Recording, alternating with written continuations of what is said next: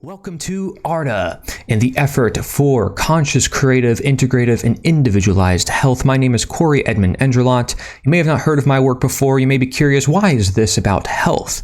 And how is that relevant to me? Well, unfortunately in our world, a lot of us have to deal with our health on a day-to-day basis. Some of us, we ignore it. Later on, we find out we have to pay attention to it. And I want to approach this wherever you are in regards to the topic of health. I believe this will be really essential for you to watch. And I'm not trying to sell you anything. I'm being very honest with this approach. I think it's very unique. I think it will benefit the average person from any country in the world, although many people may think of America when it comes to obesity and heart disease and heart attacks and strokes and all this stuff. Well, it's happening worldwide where people are afraid of what's happening to their health, or afraid of taking certain drugs, afraid of having certain diseases. Maybe it runs in their family. And this is a big subject that we have to navigate. So I'm going to help you navigate it literally through the course of a journey, because you might be wondering where the word ARDA comes from. And if you're familiar with my work, I have a seminar called The Lord of the Rings Dethroned, or The Lord of the Rings Unthroned, where I talk about the symbology behind the Lord of the Rings franchise, or book series, if you will, by J.R.R. Tolkien. Now, this book series, this franchise, is very popular around the world, and you may say, well, what does that have to do with health? Well, I just said that health is actually a journey, something that takes time. You have to navigate through it. And so if we really take it as such, then it's not necessarily a diet, a to-do list, a checklist, right? Like, oh, I got to pay attention to my health. Oh, I got to take this supplement. I got to take this medication. Oh, I got to listen to the doctor. Or, oh, I got to do my own research because I don't trust any of the doctors. Well, maybe this is us trying to navigate our path in this grand journey where we have to bring other people along with us, and we have to explore new terrains, and there's going to be all sorts of enemies that we have to approach. Well, that is what ARDA is, my friends. And if you look at all my different works, maybe you have not been familiar. And I'm just going right through this seminar. I'm just going to be right to the point and give you very practical tips. You have my work on slavery, on permaculture, which is a form of gardening, abolitionism from America, looking at the history of that, Taoism from ancient China. So a lot of different topics. Cult World is a documentary I worked on in relation to cults and behavior that is controlling or restrictive, manipulative. Obviously, that delves into psychology, which is related to health, and a lot of problems in our world might be psychosomatic, not even physical. So we'll talk about that too, of course. That also relates to the Health Revealed project on healthrevealed.org. I'm also creating a 5-acre permaculture community center here in Newport Richey, Florida. That's at bigfootflorida.com. I have a whole book series on my own philosophy called Natureosophy, where I talk about the appeal to nature in philosophy. I've hosted several summits with over 50 plus speakers. The Liberty to showcase even more speakers than that.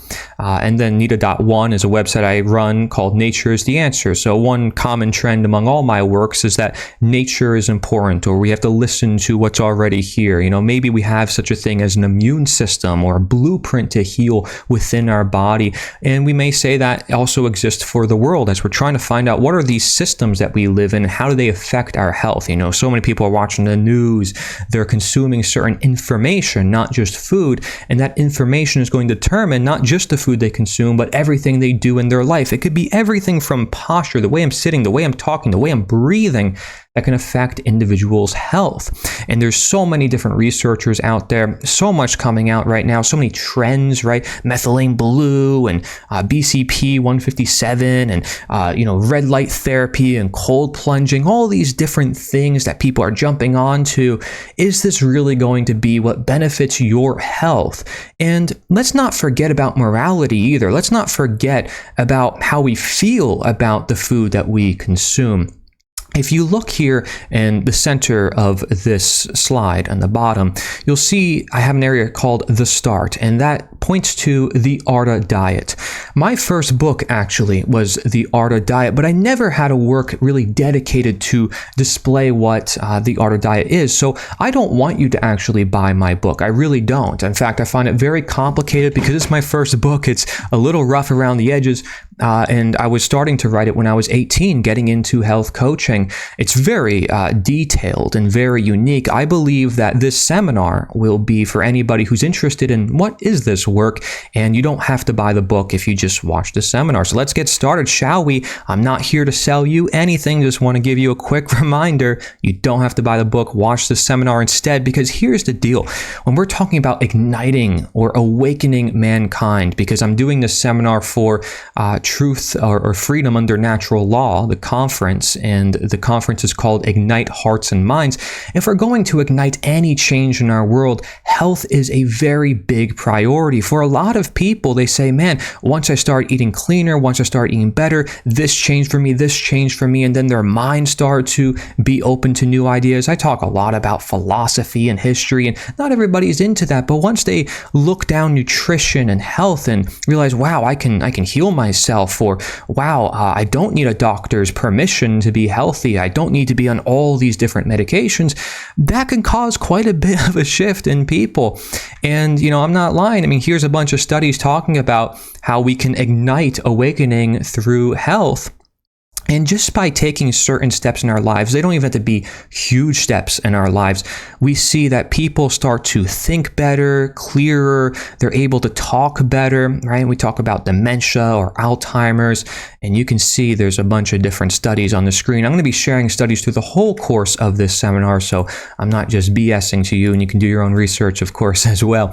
But if we're going to talk about health, right, the word health comes from whole in Old English or Latin, and it also can mean status, right? Like if you're thinking about a video game, or if we're talking about Lord of the Rings, right? You have this status. That's your health bar, your HP bar, they would say in gaming, right? But then we have awakening. And awakening is when we're starting to see the whole. We're starting to understand what health is. It means to bring into being, arise, originate, to revive in the sense of gaming, right? To awaken, to realize oneself, recognition, recognition. And from that, we can recognize what is truly healthy, right? By understanding health, we become healthy. We are becoming whole. We are safe. We're unhurt. We have full HP, right? We have the full status bar. We're alive in the video game. We don't need to be resurrected, and we're not dead. We are alive, and we're healthy, and we're thriving. And so when you're going through this journey in life and you have all these things attacking you, pushing you down, you have to ask yourself, maybe you need some awakening. You need to revive that spirit, but then you need to figure out what's going to make me healthy. What's going to keep me alive? What's going to keep me in this game of a life, right? And if we approach life like a game and we approach diet like a game, it can get quite fun. It can get quite playful. It doesn't have to be this drudgery of, I have to worry about my health, because it can certainly seem like that, especially when we're talking about the concept of dieting. From Latin, I can't speak this dialect, but dietetis means of diet or treating through diet, right? And there's other forms of this. Through dieta means course of treatment or way or mode of living prescribed by a physician, or diet regimen. Dieta means a way of life. Daily or day by day. Dietetics or nutritional medicine or treating with diet. To lead one's life, originally separate or select, parliamentary assembly, also a day's work, daily food allowance. And so as you can see through this definition, dieting is a way of life. It doesn't necessarily mean restriction, does it? It doesn't mean you have to have a checklist and, you have to do this for a certain amount of days. It's saying daily, day by day, right? This is something that you're treating through diet. In fact, just that a whole idea within itself, I might not need medication. I might just have to shift some of the foods I'm consuming or the people I'm around and the environment I'm in, and all of a sudden I'm feeling healthier. What's going on here? Well, diet can encompass all of this, not just perhaps food, if we're looking at these definitions. If we're looking at the word apophysis, it's affirmation through negation, knowing what not to do so we know what to do. And perhaps that is very helpful, because when we're looking at the world of dieting and we're first plunging ourselves into, well, should I go on a diet, or what should I do for my health? You're going to be like, man, what do I eat? I feel like I can't eat anything. This person's saying this thing, this person's saying another thing. who do I agree with? I mean, it seems like they both are saying some level of truth, or maybe they're both trying to sell me something and they have an agenda. Here's a picture on the screen. Finally settling down to my vegan, gluten-free, soy-free, antibiotics-free, raw, non-GMO, organic, fat-free, low-carb meal. And what is it? It's just a bunch of ice cubes on a plate. And this is where we've gotten to as a society, guys. We've gotten so paranoid about a lot of our food, partly because, you can say it's big pharma or food industries and all the pesticides and chemicals and food dyes in our food supply, and people are looking around and they're like, man, this is crazy. And so they have to come up with all these different labels of, is this organic? Is it natural? Is it healthy? Is it nutritious? Is it this and that? And after a while, I mean, especially again, someone new to this, it's just like, this is overwhelming. Where do I start? Where do I begin? I'll just eat a bowl of ice cubes. My goodness. So how does ARDA come into this, right? What is the word ARDA? Well, primitive Quintian word, Garda means bounded or defined place, region. Latin ardus or ARDA means dry, acid, parched, poor, shriveled, used dry, dried, water/rainless. And ardalio means busybody or fusser. So I want you to think about our world, right? How busy are we? How hydrated are we? Are we really being used up? Do we feel shriveled in our life? How much of our water is in our food supply, right? Like, think about fruits and vegetables, how much water are in these foods. When we're talking about diets, are we feeling defined, restricted, bounded to a certain region, to a certain idea? And again, this could be seen in a positive light or a negative light. Maybe I'm restricting myself so I know what to eat. Or maybe I'm restricting myself too far where I feel like I don't have any freedom. I'm not having fun and I don't want to do this day to day. This isn't going to be something that's sustainable. And so ARDA is also referred to as the bigger world of Middle Earth. It's named after the Lord of the Rings and the Hobbit book trilogy and movie series. And Middle Earth is where all the happenings take place. But Middle Earth is just one piece part of ARDA. So there's this whole world. We only hear about this one world, right, within ARDA. So it's a world inside of a world, a diet of diets, and it's looking at health redefined, trying to see what is this bigger world. Instead of looking at one diet or another diet, can we look at both, looking within and without? Maybe it's totally outside the realm of dieting, and it has to do with you. Can you be defined as a diet? Or are you more complex than any particular diet, and you have to find out what works for you? And I also call ARDA the add diet, right? That can represent, adding in rather than just taking out foods, or it could also represent the fact that we have a lot of ADHD in our world, and we need to get focused. We need to find out, what am I going to eat? Because there's so much going on. So ARDA to me ultimately means restriction from restriction, right? Saying, hey, diets are restrictive, but what if we are dieting the diet? That is recognizing our true diet, understanding who we are, as opposed to just going on some particular diet. Like, this is a journey. Again, it's a different way of looking at this concept of dieting. Here's some quotes talking about this. Life is a journey, and only you hold the map. Life is a journey, not a race. Life is a journey, not a destination. Well, most people, when they go on a diet, it's, I want to do this, I want to reach this, this is my goal. Once I get this, I'm going to go back to the way I was. Or, maybe, okay, this diet is going to be sustainable, but is it a journey for you to get to that point?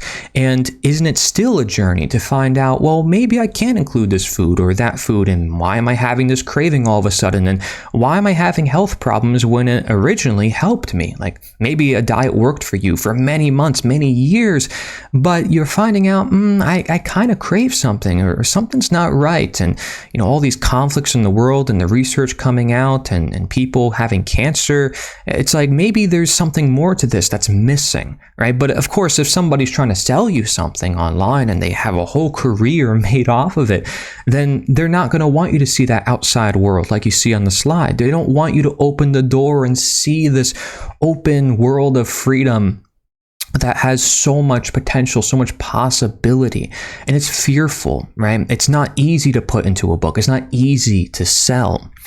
And so here's more quotes. We're going on an adventure. That's a classic, right from The Hobbit itself. The world is not in your books and maps. It's out there, right? So all these diet books, it's literally $1 billion industry. Not all those who wander are lost. These are quotes, by the way, from The Lord of the Rings. You step into the road, and if you don't keep your feet, there is no knowing where you might be swept off to. There's so many people. They want you to go on their diet protocol. I'm not trying to do that here. I'm trying to share with you who you are. And we're going to talk more about that and what that means. J.R.R. Tolkien says, the road goes ever on and on.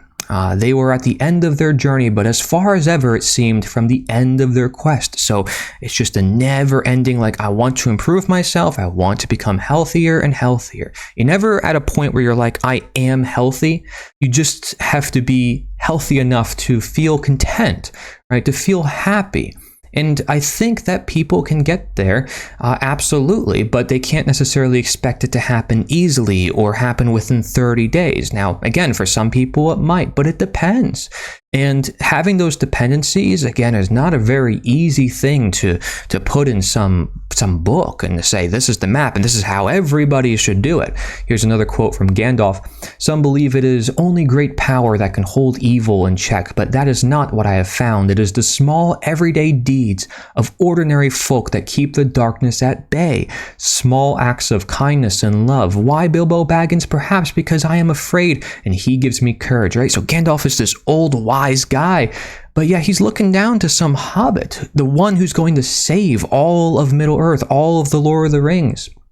And why him? Why him of all people? Well, in my seminar, I talk about how the hobbits are the freest of all the other people.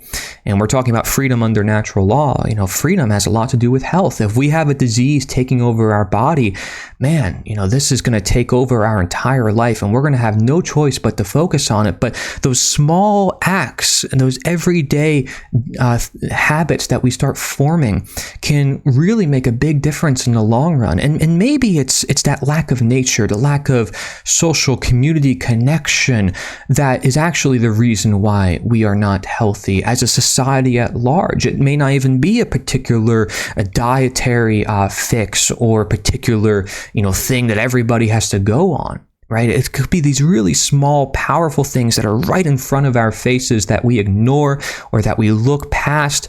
And in reality, guys, we got to go on an adventure. We got to do this. Here's a bunch of studies on health being a journey and exploration with addition rather than elimination.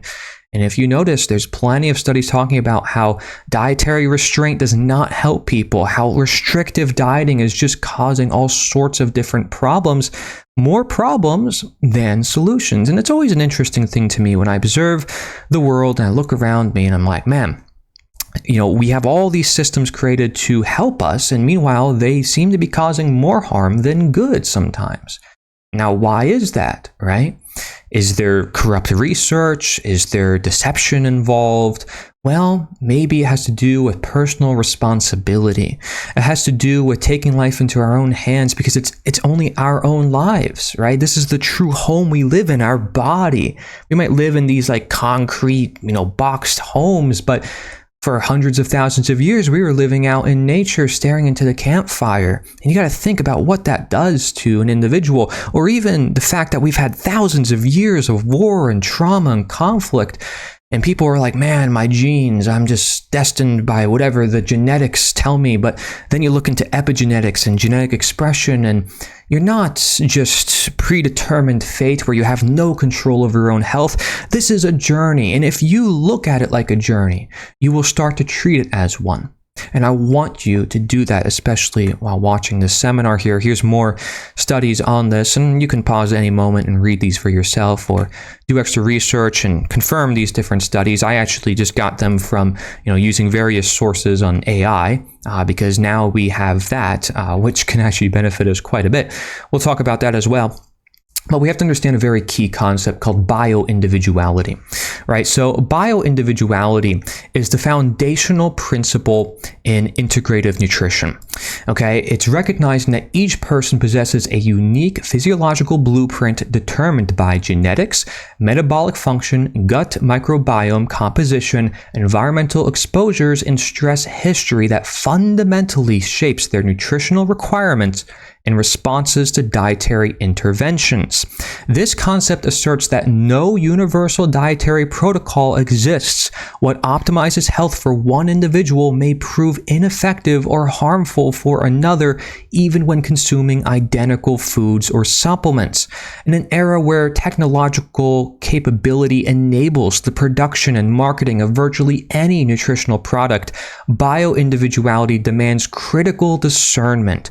Marketplace availability and anecdotal success stories provide no predictive validity for individual outcomes. Rather, each person must become their own primary investigator, using rigorous self-observation and personalized assessment to determine what truly serves their unique biological needs, rather than defaulting to popular trends, testimonials, or one-size-fits-all recommendations divorced from individual psychological or physiological context.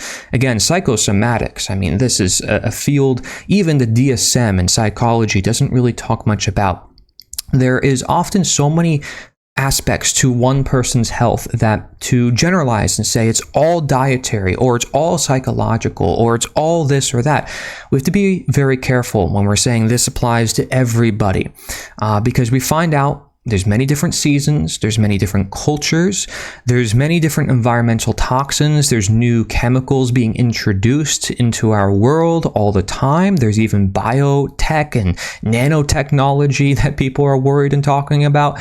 We're talking about a whole new realm of health, my friends, that extends beyond just diet. But even just looking at diet alone, you'll see how much variety there is and how important it is, frankly, that we look at the individual. And here's a bunch of studies talking about health through bio-individuality rather than diet, and how people had better results when they were looking at their own health as opposed to someone saying, this is what your health is supposed to be. This is the diet you're supposed to go on.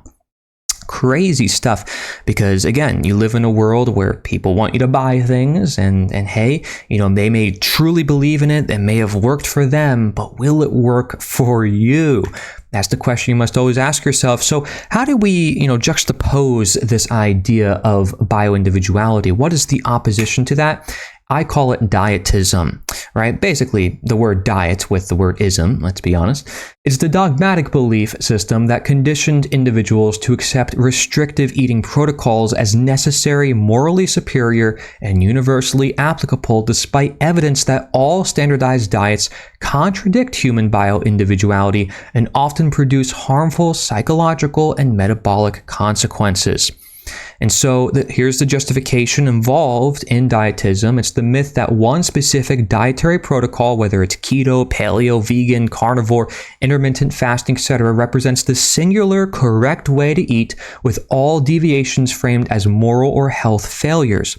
There's also abstraction, the erasure of individual biological variation, treating all humans as identical metabolic units rather than recognizing their genetic, microbiomic, and phenotypic uniqueness documented in nutrigenomics and personalized nutrition research.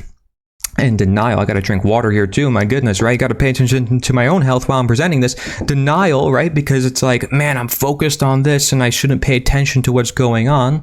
The systemic invisibility of dieting's documented harms: orthorexia, eating disorder proliferation, psychological distress, metabolic dysfunction, social alienation through narratives of wellness and health optimization, right? This is what is best. This is what our ancestors have always done. This is what's moral and necessary for all of humankind.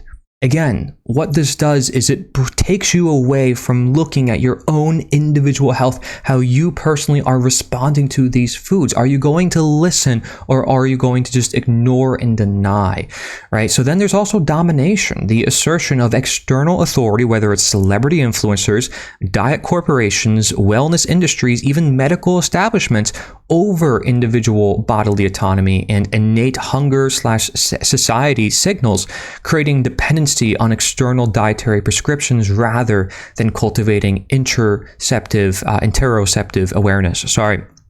And, I'm going through this. I'm trying to go as fast as possible to really, nail this to you, because I don't want to stress this, that long, and I don't want to sell you anything. I want to just be real and honest. I want to get right to the tips that I think can help you, that can apply to everybody. And then the ones that you have to look at and say, well, what is going to work for me? Right? Because there's things that we might say, yeah, this applies to everyone. Like, you're a human being, I'm a human being, and we might have a specific type of bodily blueprint or anatomy.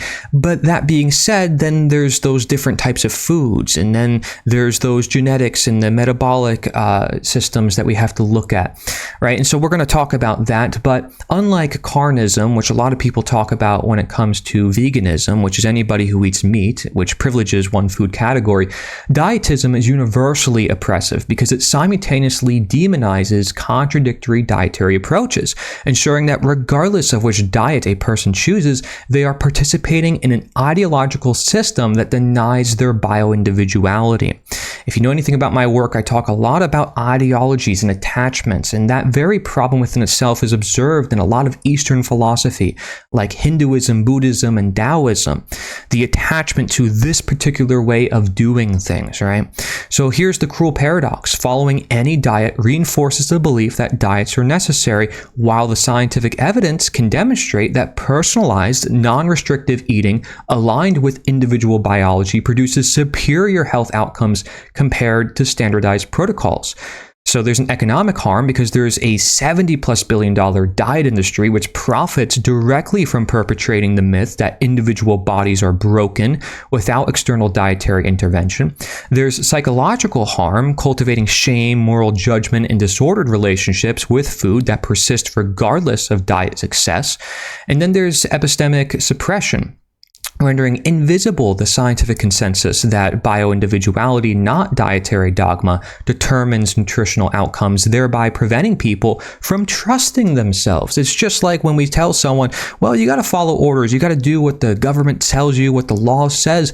Well, are we to ignore morality? Isn't the law to represent morality? Like, isn't morality the most important thing at the end of the day? And finding out, like, this is our conscience, the very idea of a conscience would just be not really that important if you're saying one should always follow orders and do what they're told. I'm saying you should always, listen to your conscience, always listen to your body, always trust yourself. But you do have to question yourself, right? Just as much as you have to question the people who are telling you what to do.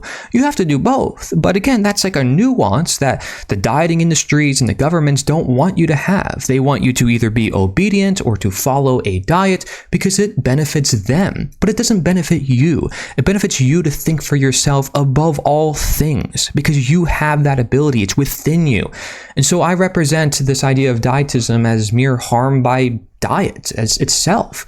Anytime people are harmed by diet, I say it is dietism at work, because they didn't listen to their body, or they were unable to see outside of that diet. So they feel like a victim, and they become a victim to that diet. They disempower themselves, right? Dietary classification, just the very idea of labeling yourself, saying, I am on a vegan diet, I'm on a keto diet, carnist, vegan, paleo, any identity creates the same harm that psychiatrist Thomas Saz critiqued in Psychiatric Diagnosis. It transforms flexible, context-dependent eating behaviors into rigid identity markers that restrict freedom and prevent learning. Unwanted labels generate resistance to treatment and change, narrow the inquiry into root causes, and foster victim-hero dynamics where providers maintain authority over broken eaters rather than cultivating autonomy. So this has everything to do with freedom, again. And this is just talking about how we label, how we go about, with the food that we eat. Not even talking about how disease is restricting our freedom.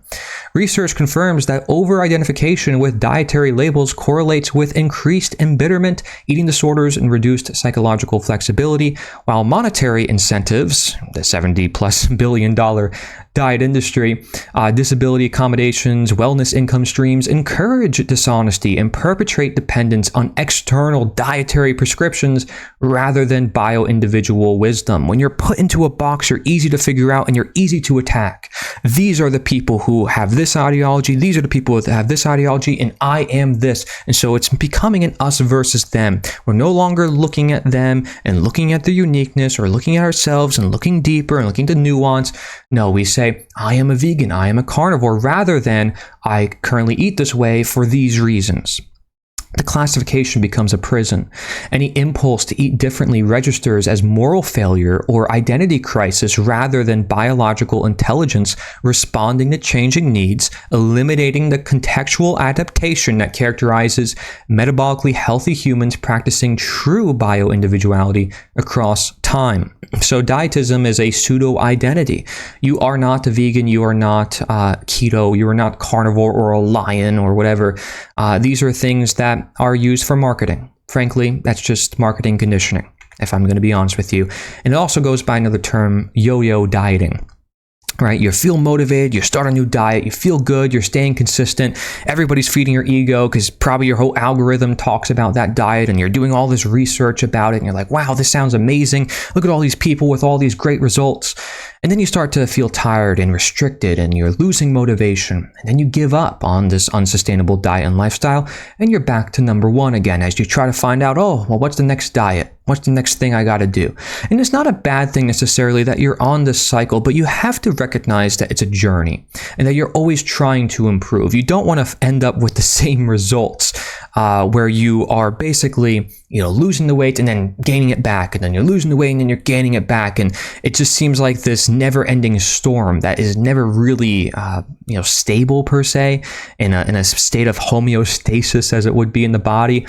And so slow and steady weight loss is the only way to avoid yo-yo dieting, where you lose a lot of weight quickly only to regain it back. It's not sustainable. You can see a chart on the right-hand screen.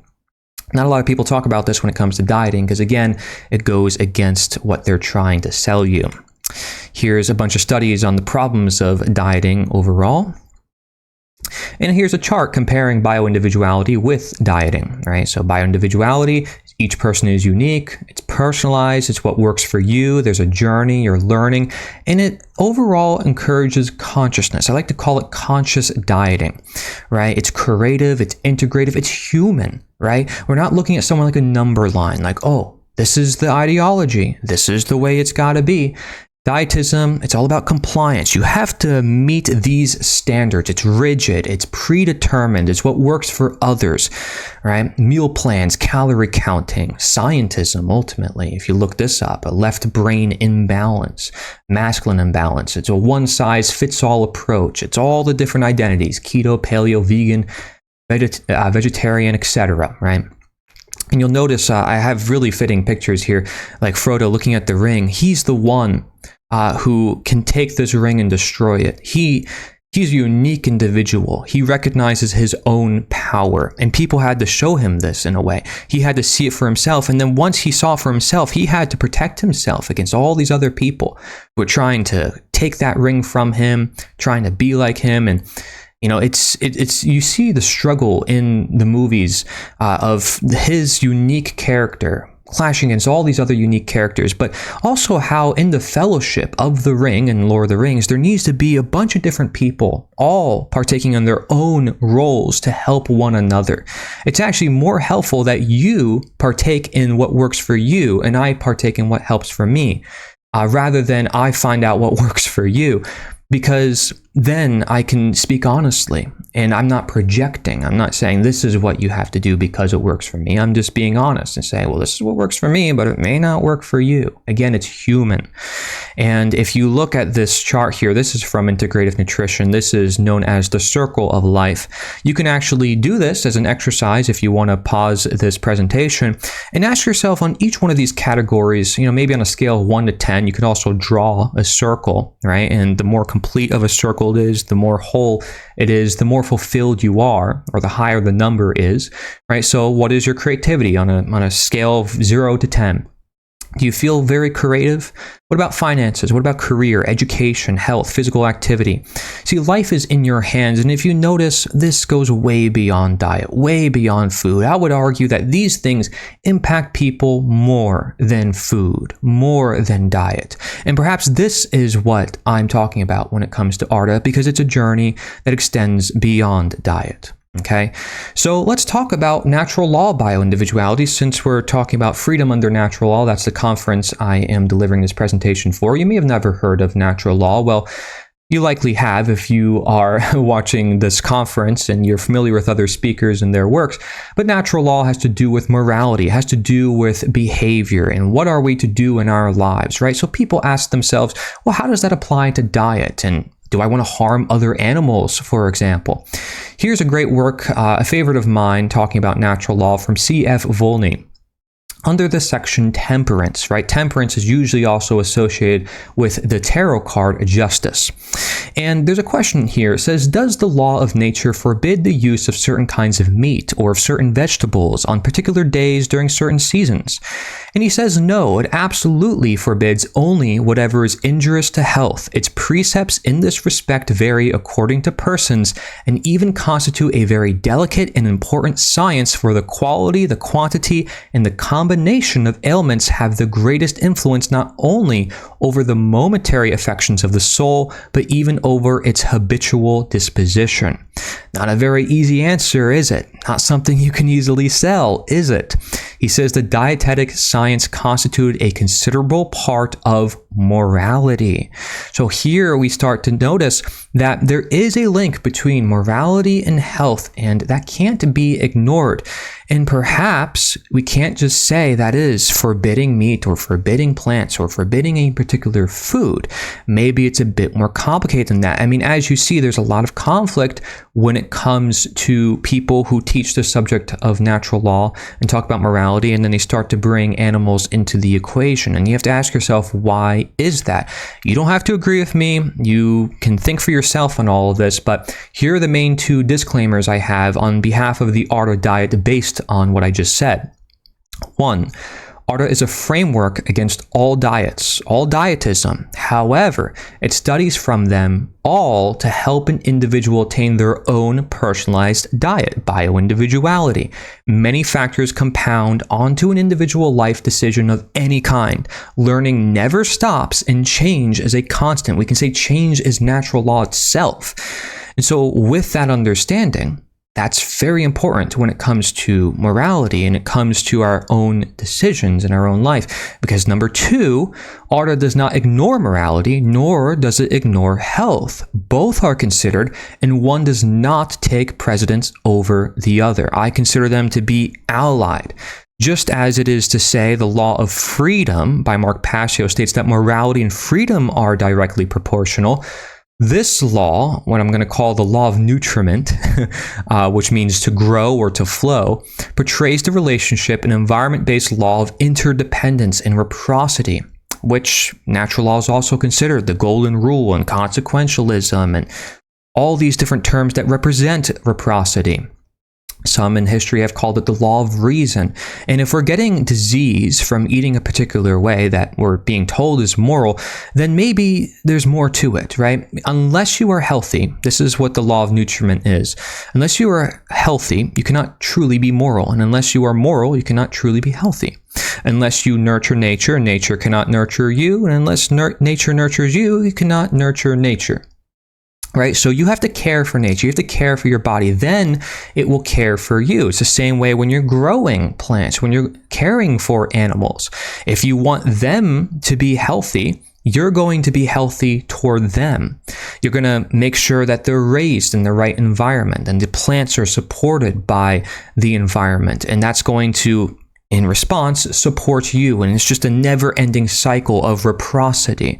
To say that morality is most important and disregard all these people who have these experiences where they're getting hurt is a mistake, in my view. Every person, every plant, every nutrient, it should all be taken into account. Health and morality, both of these relate to empathy, consciousness, trauma, and presence.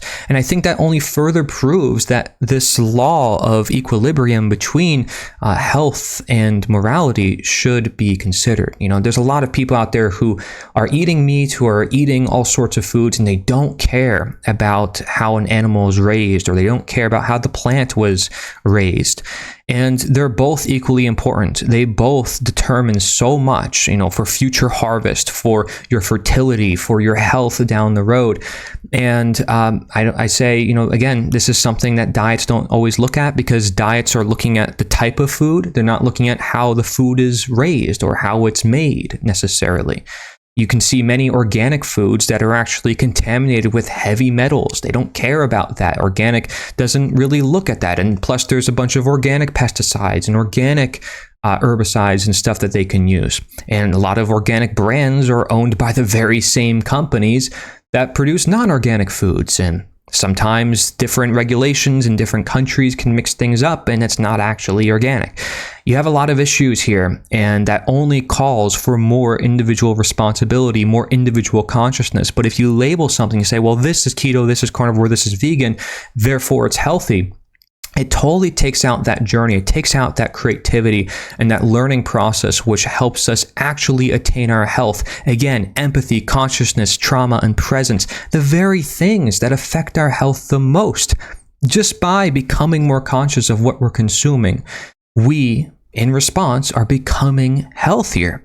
And so you can see, here's a bunch of studies, and from an AI analysis of numerous studies, including these, it says the research does not support the claim that either ketogenic or vegan diets inherently enhance moral capacity.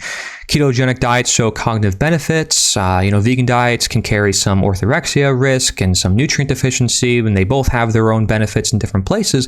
But balanced bio-individuality, optimized diets consistently demonstrate superior cognitive and mental health outcomes. The neurobiological biological basis required for moral agency, empathy, impulse control, and ethical decision making.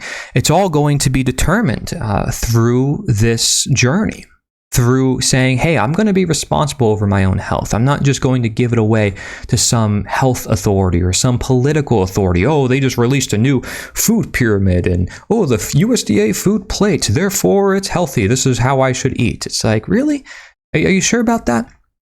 So as you can see here, I'm talking a lot about creativity. I'm talking a lot about, making this a journey and something that you want to partake in. Life must be lived as play, Plato said. He also said you can discover more about a person in an hour of play than a year of conversation. Imagine that. Imagine if a practitioner were to play with their patient rather than talk to them and say, what's your problems today? Oh, okay. How's your family? And it's like good if a practitioner can connect with the patient, because practitioners may not always do that, but is the patient actually having fun in their life? Are they enjoying their life? Is health to them something that is drudgery, or is it something that is fun? Creativity itself is a biological necessity for human health. Engaging in creative expression activates multiple brain regions, reducing stress hormones while elevating mood-enhancing neurotransmitters like dopamine and serotonin. Through art, music, writing, or innovative problem-solving, creativity rewires neural pathways, strengthens neuroplasticity, and fosters emotional resilience. The journey of creativity is ultimately the journey toward wholeness and vitality. Look at all the symbols we create, and look at just the Lord of the Rings itself, a very creative work. You can imagine how many people they've actually gotten some benefit out of their own life just from watching these movies, and how it makes them feel getting out of the movie theater. And I think it invokes a certain emotion which we cannot ignore.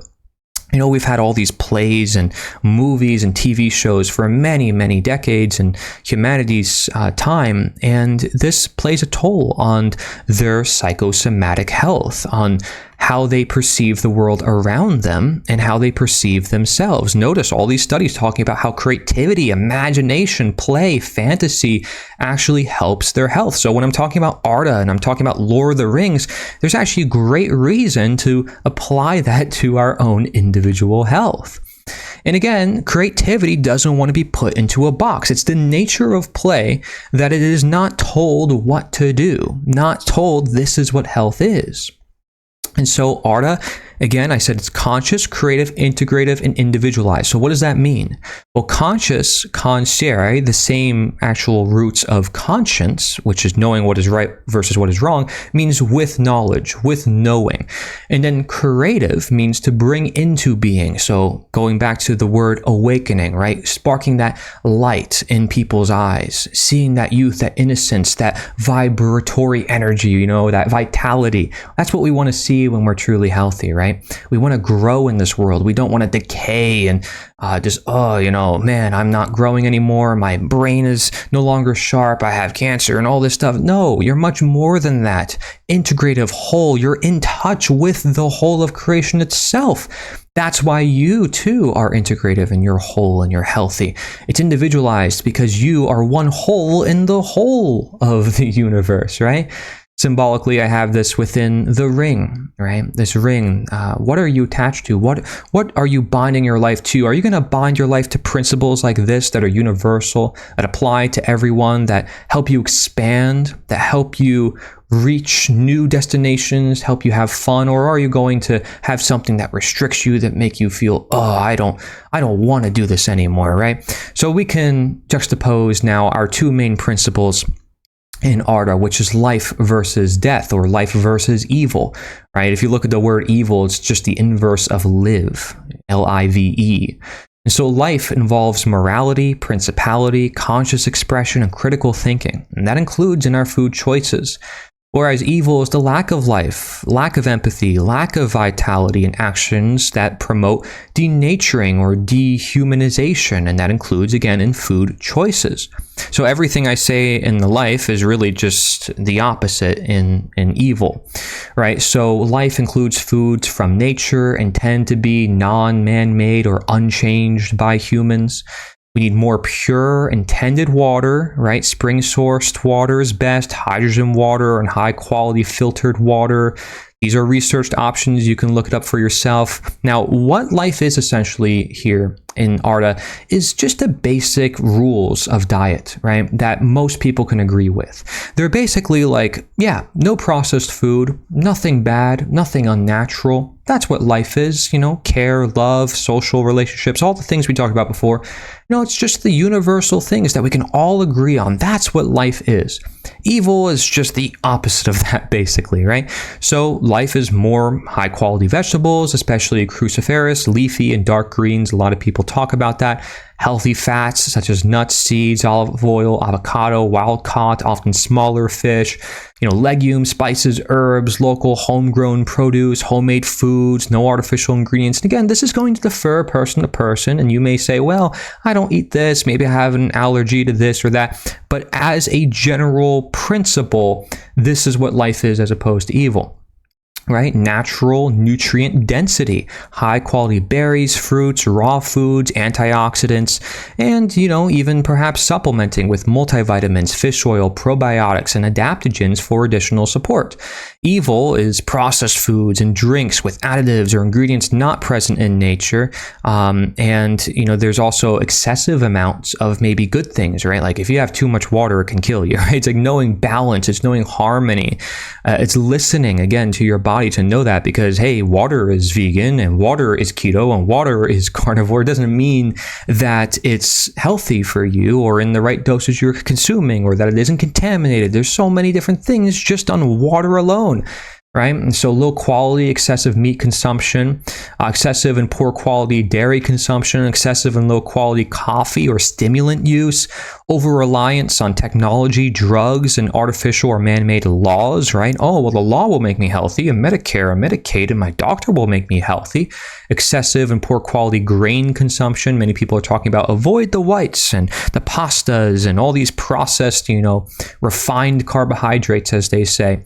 That is what evil is as opposed to life. This is a very important slide because this helps us get a general framework of what do we have in our life more of and what do we get rid of? What is less? And you don't have to look at evil here. You can add more of life and the evil should start to go away on its own.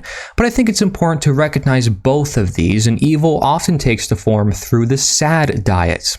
I don't know if it's a coincidence it's called that, but the standard American diet, that's what it represents, which is linked to poor mental and physical health outcomes.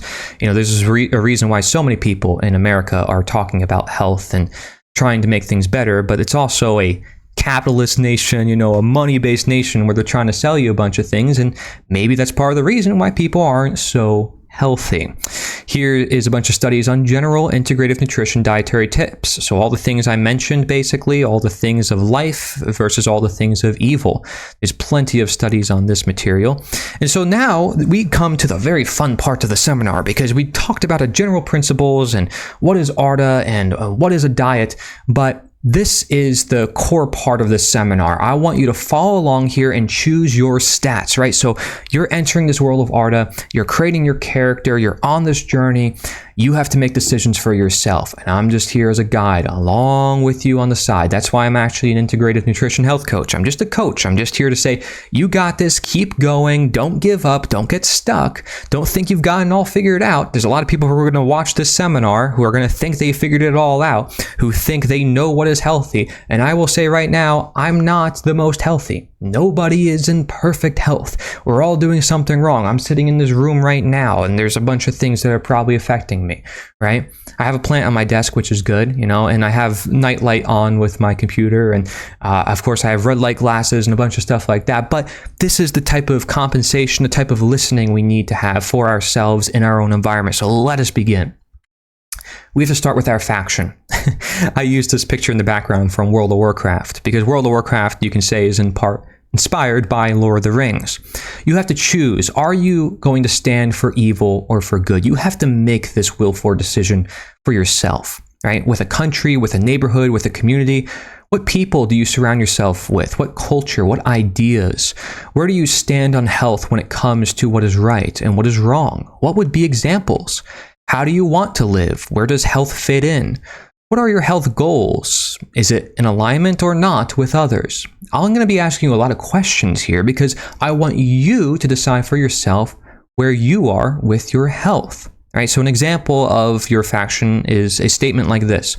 My faction includes proud representation of Texas, and within a close-knit family who seeks out people who are kind and places where it is peaceful.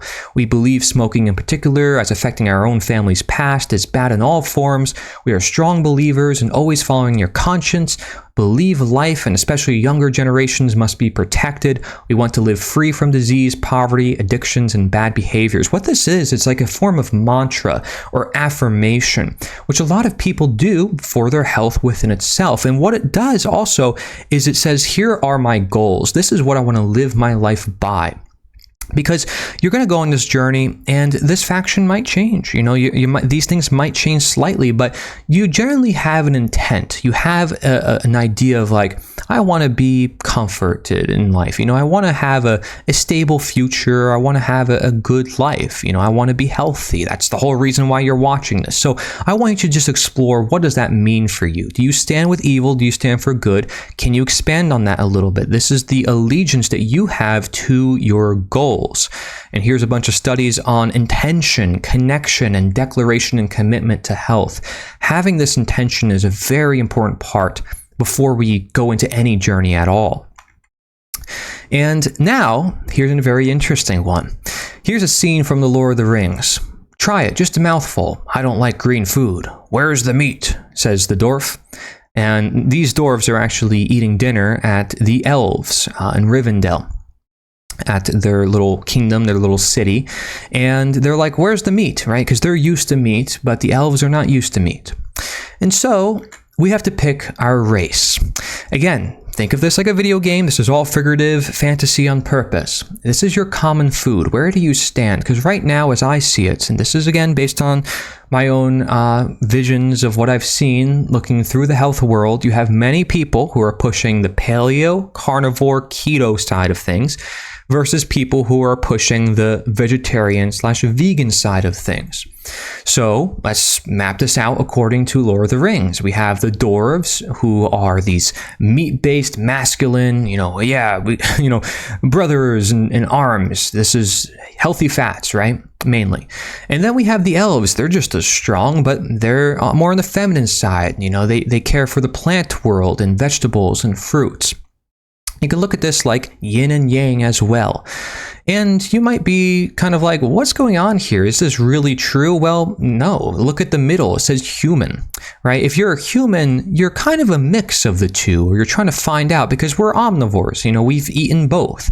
And you could say, well, we have certain teeth that are maybe meant for meat, right? Like these, and then some that are meant for plants, like the ones back of our teeth, molars. And there's people who debate about our physiology all the time and are we supposed to eat this or eat that? But clearly we've evolved and we've eaten both of these materials, and people have healed from both of these materials. And how is that possible? Is it just propaganda that people are healing from one side or the other?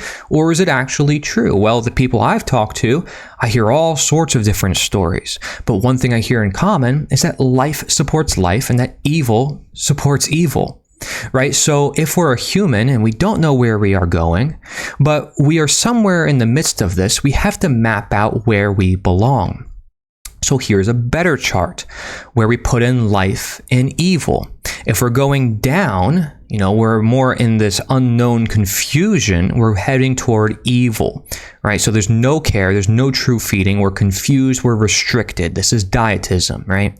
But if we understand more of who we are, a hobbit is seen more like a human, more in touch with nature. And this is why the hobbits are celebrated in the Lord of the Rings. They're the only ones who can destroy the ring, and humans are actually corruptible. In fact, humans are always having all these problems within their kingdoms. The hobbits live in the free Shire. They're the freest people on earth, right? And they live more in harmony with nature. They live under the hill. Incredible stuff. And it's not to say the dwarves don't either, or the elves don't either, but the hobbits, they're a unique character, and they represent a human that is more in touch with life, right? So we're not confused and we're not restricted either. We're not confused or restricted. We can do both. And there's care. There's truly feeding our soul and what we need. And to expand on this further, a human can be corrupted into an orc, right? And the main evil force behind evil is Melkor, which actually translates to king, directly to king, right? We don't want kings or people who are in charge of our own life, our own health. We want to be in charge of our own health and our own life. But that might mean looking up to something higher, to God, to the one, to natural law, to truth, right?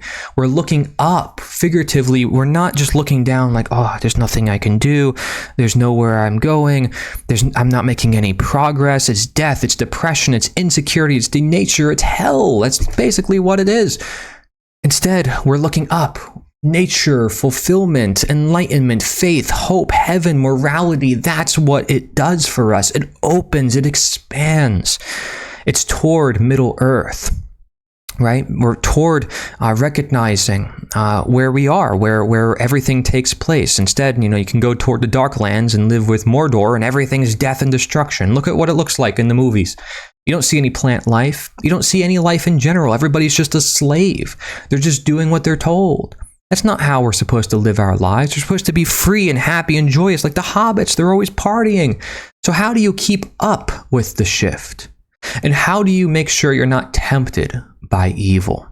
What I want you to do, because this is a Y and X axis, right? So that means the Y-axis, which is life and evil, right? This is your mentality and your quality. The X-axis is your physicality and quantity. I want you to map out where you currently are with your health. Maybe you eat more plants, so you're going to be on the right side of this chart. If you eat more meat or healthy fats, you're going to be on the left side of this chart. And by the way, you can do a keto vegan diet. That does exist, doing plant-based fats. So wherever you fit on this chart, put yourself there, okay? Maybe you fast a lot. That's very interesting, right? Where would you put yourself according to the way you see things? And also, Mark Passio, someone who talks about natural law, talks about how the right brain is usually associated more with the Eastern Hemisphere of the world. The Western Hemisphere of the world is associated more with the left brain. And so I mapped that out again, where the left brain, the Western, is more the Dorvan. People in America, people in the consumer-based countries, they're consuming a lot more meat than the people in the East who are utilizing a lot more plants, and they're doing yoga and more of these Eastern modalities. I think this is a very fitting chart. I know it's going to be controversial for some people, but I think it applies very well to our current world. So what race are you? Are you a dwarf? Are you an elf? Are you a human/hobbit? Where do you fit in? Here are benefits of paleo, keto, carnivore, vegetarian, and vegan diets. Notice you can find studies on any one of these. Okay, there's going to be people who say this one's better than the other ones. But if you want to find a study out there, you're going to find it. Because again, that's what dietism is. That's what scientism is. I've got to find something. Oh, I have AI now. I can find anything I want. I'm here, so it does exist. Here's studies. But I want you to find out what works for you, which kind of throws all these studies out the window, doesn't it? At the end of the day, though, it is interesting to see your options and see what you can eat. Because again, you limit your options and you say, this is the only diet. And so then you never experiment and you never go on that journey. And I've made so many charts that are so complicated talking about this, the quality qualifier and the ARDA wheel, the ARDA food circle, the very complex, charts talking about where you're at. This one has everything in it, the bodily world of ARDA. Again, I don't recommend these for people. These are very complicated, detailed charts, just like the book. That's why you're watching this seminar right now, the transition wheel, how you go from one step to the other. Crazy stuff. Anyways, next step. Okay, so we got our faction, we got our race. Next one is class. All right, so hunter, shaman, warlock, mage, warrior, monk, druid, paladin, rogue, or knight. Okay, again, this is fun. This is the journey we're on. Which one or several do you feel more attuned with? Now, again, you might want to be learning from multiple of these, or you might want to engage more in one. And currently, you're more focused on one at the moment, but you want to do more of the other one. Like, just look at these, right? So a hunter finds food, recipes, restaurants. They're on the search. They're traveling. A shaman is a healer, someone who really cares about medicine and health. Maybe they're a practitioner. A warlock is someone who snacks a lot. They don't eat a whole bunch of food in one sitting. They have it over several sittings. A mage is someone who makes food, a chef, someone who loves to experiment. They're a creator. They like to find out what's unique, right? A warrior is someone who wants particular foods. It's got to be this way. It's got to be that way, right? Particular restaurants, particular recipes, and maybe they rush toward it. They have a certain preparation that they like as well. And then there's monks, and they focus more on exercise than anything else, right? They're like, man, hey, I care a lot about what I'm eating, but I care a lot more about what I do at the gym. I care a lot more about the home workout I'll get, right? And there's people out there who say, hey, don't work out because it puts stress on your body, and that's not something you should look at. But maybe they do qigong or tai chi or yoga, something more calm, and they still think that's the most important thing for their own health and why they feel so healthy or they're feeling better. That makes you a monk. So it's all about circulation. A druid, they care a lot more about how a food is grown or how they obtain it, right? So organic or traditional foods growing, the fundamentals essentially. Paladins are all about the spirituality fulfilling their diet core, right? So ritual, maybe sitting with certain people, it's halal, it's kosher, it's certain requirements that fulfill their diet through perhaps more of an under an ideological framework. A rogue is someone who says, I really don't care that much about food as a whole. I don't really prioritize it that much. I'd rather prioritize my relationships, my spirituality, my exercise, and basically anything that's not food, right? So just food is just not high priority. Everything else matters far more to them when it comes to their health. And so they kind of just neglect it per se. And then there's a night where they just don't even have food. They're just like, I'd rather fast. I'd rather just have few meals, if any, right? Maybe one meal a day. Some people do that, right? So you might fit in here with certain ones. Which ones resonate with you the most? Right? This is, again, to get you thinking about your own health. Just by doing this alone, you're becoming more aware, more present with who you are. You can say, hey, this is who I am. Here's a bunch of studies on various classes representing various dietary behaviors for health. And just to give an example, let's say you're a druid, right? You might be into something like permaculture. And in case you've never heard what permaculture is, this is what it is. Though the problems of the world are increasingly complex, the solutions remain embarrassingly simple. Permaculture is that solution, not utopian fantasy, but inevitable necessity. Replace lawns with food forests, and we feed 400 plus million people while reversing the diseases that plague us: cancer, diabetes, heart disease, right? So it really shows the importance in growing food, not even what we are growing, but the fact that we can reverse disease and, hunger and obesity and war, because if you defeat scarcity by creating abundance, you defeat war. And also, of course, you bring in that spiritual, moral side of it as well, like never suppress your conscience. Man, you got such an amazing blueprint here to change the world. So in case you don't know what permaculture is, and maybe you're a druid out there, or you want to learn more about this word, it's something very important to me that you should check out.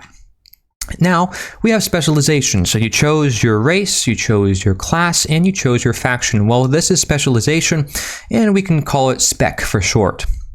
Basically, it's organs, in particular graphological areas within the body that helps develop blood and body, and it may be included as a further specialization of, if of interest and relevance to the individual, right? So in other words, basically, it can include your body type in Ayurvedic medicine, that's also known as your dosha. It could also include your blood type, right? When it comes to naturopathic medicine, it could include medical astrology or metabolic type, and so many different types out there, right? It could be psychological type. Anything that you have as an added label to who you are, if you can kind of bring them all together, that's what your specialization is, okay? So just to give an example, using the dosha type, there's Vedic, there's Pith, and there's Kapok. I use those as words that represent something else, because there's actually Vata and Pitta and Kapha, right? But thin, ideally Dwarven, and then Pith is mid, ideally human, and Kapok is large, ideally elven. Kapok is Dwarven, and then thin is more elven. I'll fix that when you watch this. But agrarian is for blood type, that represents A, balance is B, osseous is O, and mystique is AB. So I had different terms to represent blood type and body type to make it more fun. And you can say, hey, I am agrarian, Vatic, right? I'm balanced, Pith, right? And so it tells you more of maybe what you're supposed to eat, what your class is supposed to be, and you can kind of compare your stats with one another to say, does this line up? Because when you're playing a video game, you start creating stats for yourself. You say, I want to put this point into dexterity. I want to put this point into strength or to intellect. And over time, you're like, man, I didn't have the right stats. I got to change it, or maybe I have to modify these stats so it complements these stats better. So I want you to be writing down, what are your stats and what is your spec? Do you know your blood type? Do you know your body type? Look into it, right? So if you're mid-frame, you're Pith. If you're thin, you're Vedic. If you're kind of large, it's Kapok, but it's a little bit deeper than that. And I encourage you investigate your spec. There's various studies on dosha type, blood type, and metabolic type. And I have a little warning up here talking about how there could be censored studies on here due to quote-unquote alternative medicine or studies not able to be found. And many alternative practitioners are also skeptical of various types like these, but there are many personal experiences of individuals that seem to show validity, emphasizing these different things, which then emphasizes bio-individuality. How many people are religious and they know for a fact they've talked to God, they've seen angels, but can they prove that to other people? Does that mean that just because they can't prove it scientifically that it's not valid or it's not healing, that other people shouldn't partake in that path and at least give it some consideration?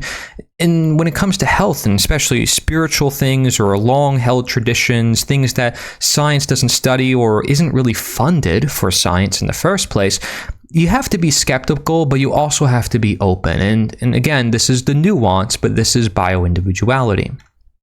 Now, we have talents, right? And so in World of Warcraft and various games, you have talent trees. You have to pick your talents. And what these are basically questions related to the present and your presence.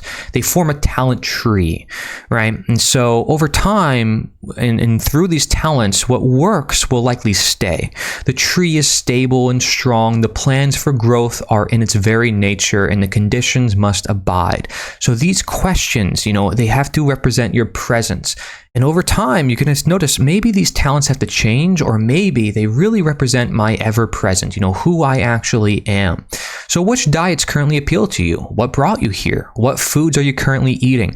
What diet are you mainly consuming currently? Right? This is all about awareness and presence. Carbohydrates, fat, protein as highs or lows. Do you know how different diets affect you? What are your current action steps? Any new action steps? Do you currently have a gradual process for action? So, while the factions were questions about the future and goals, talents are talking a lot more about the present. What do you currently react to badly or actually quite well? Do you currently have what you need to grasp and grow? Do your action steps cause any impacts worth noting? Anything that happens really drastic that you want to take note? And this is important to present to your health practitioner or to your health coach. Just want to throw that out there so that way they can become more aware of what's going on with you, not just you. Because it sometimes helps to have that outsider influence. We'll also mention that as we move forward. As you can see, there's studies on journaling and self-monitoring and how that awareness can benefit your own health. Then we have your appearance, right? So this is one of the final steps when we're talking about creating your character before you enter the world in any video game, right? What does your physical appearance look like? Is it a reflection of yourself, of your internal body and how you feel emotionally, how you feel internally? Does criticism appear? Are you criticizing yourself? Are other people criticizing how you look or how you feel? What does the inner you look like? What do you look like when your goals are achieved? How would someone describe you? What do you see and what can't you see? What have you been kept from seeing or from appearing, right? There's many traumas we might push down, not want to look at. Where do you look? Do you look up or down, from or to? Show your true self through your appearance. It's who you want to be, right? It's who you want to be. You are what you eat. And so literally through the use of appearance, this is what we're facing. We're facing our health. We're facing our disease. Let's make our face quite the appearance that we want it to be as we go on this journey. Here's a bunch of studies on self-perception, self-evaluation, and appearance for health. It makes a big difference. In fact, there's a lot of people talking about look maxing, right? Whole trend talking about that and how that's the most important thing for navigating our world and having other people treat you kindly and then getting success in our world per se, quote unquote success, right? But what's important is that you also perceive yourself as successful and healthy, and that you perceive yourself as someone who can heal or has the capacity to heal. If you don't view yourself as someone who can do so, you may never actually reach your goals. And so then what's your starter gear? Right? Because now we're entering the world and we created our character, we got all our other stats. What are we starting out with? We got to start out with something, right? Maybe it's a spell, a certain item, a certain food. Well, we got to pave the way. We got to slow down before moving forward, and we have to implement at least one aspect from each of these categories. Okay, so number one, we got to choose foods and influencers in our life for continuing our journey. I call these weapons and armor, right? So these are the foods and influences in our life. And we have to do that according to our preference, which includes our class, our specialization, our talents, our appearance, right? And we have to be willing to try new foods. Number two, we have to make a list of foods you know are full of life and consume them more. With class convenience, of course, making sure to accompany them with even more life, right? Maybe it's seasonings, it's spices. Look at the list of life, right? And then look at your stats and make a list of foods that you think are healthy currently. So these are things that this is what you start with, right? You have your stats, now you're doing your starter gear. Then you want to find a source of support in your life. It could be everything from having a journal to having a health coach or checking in with yourself. These methods can help you choose your starter gear, right? Maybe you're, I don't know what foods are really healthy or what influences are in my life. And maybe you have someone there with you who can ask you questions and get you curious so you can find that out for yourself. See, this supporting armor, this health coach, this person with you, the guide on the side, they should help you address what I call legendary gear. And that includes boundaries, foresights, and connections within joy, spirituality, creativity, finances, career, education, health, physical activity, home cooking, home environment, relationships, and social life. Again, all the things that are off the plate. In integrative nutrition, we call them primary food, and we call actual food secondary food because this is the most important. So we're calling this legendary gear, not just normal gear. Number 4 is we want to identify and experiment with cooking utensils and or machines. So that includes a blender. Before you get started on your journey, you might want to buy some tools that help you on this journey. And a blender is one that I would recommend. Number 5, you want to optionally find restaurants, right? So maybe different mom and pop shops, family owned, high quality spices and herbs, Middle East or Asian tends to be more on the healthy side for a lot of people because there's a lot of variety, a lot of options, depending on, wherever you eat and where you're based out of. But you got to find where are those places I'm going to go when I don't have time, when I want to eat out with friends, what's going to happen. You got to think about these things a little bit in advance. So trying to make this really simple for you. Number 6, you want to identify eating and cooking times as complementary, right? So an example to this is strategies like cook once, eat 3 times, right? So you're cooking for the whole week. You're prepping the night before. You have food and time lists. You're planning out a week of meals. So you're already set. You're ready. And you don't have to worry about it and be like, oh gosh, what am I going to do? What am I going to eat? And I don't have enough time. I can't eat healthy. Right? This is all about preparing ourselves. When you enter a video game, usually they give you some sort of gear to start with according to your class, according to your stats, and they make you choose these stats in the beginning, and that helps you prepare for the world and all the encounters you're going to face. Here's a bunch of studies on various modalities in health that could be integrated.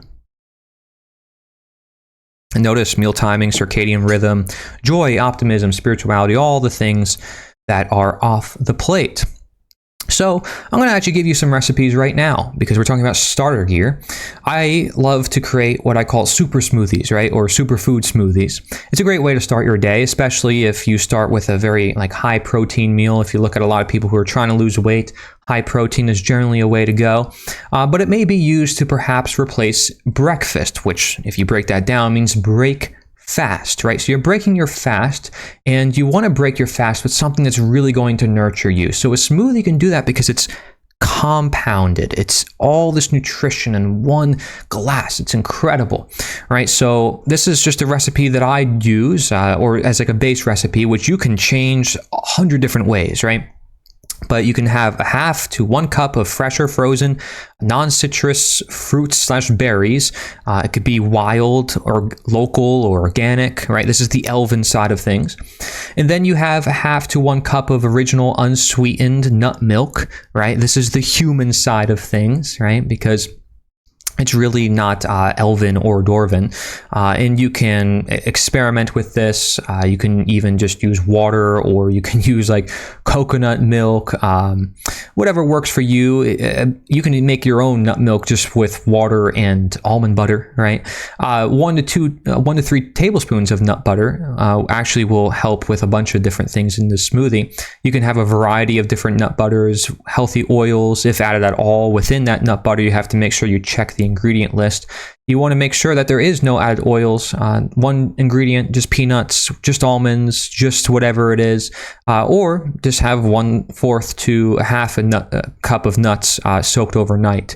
And that's the dwarven element because nuts are considered more fatty, right? So you have the elven, the human, and the dwarven. And then from there, you can add optimal or optional optimizations, right? So you can check these for heavy metals because when we're talking about superfoods, they tend to be contaminated or they tend to come from various sources you might want to look into.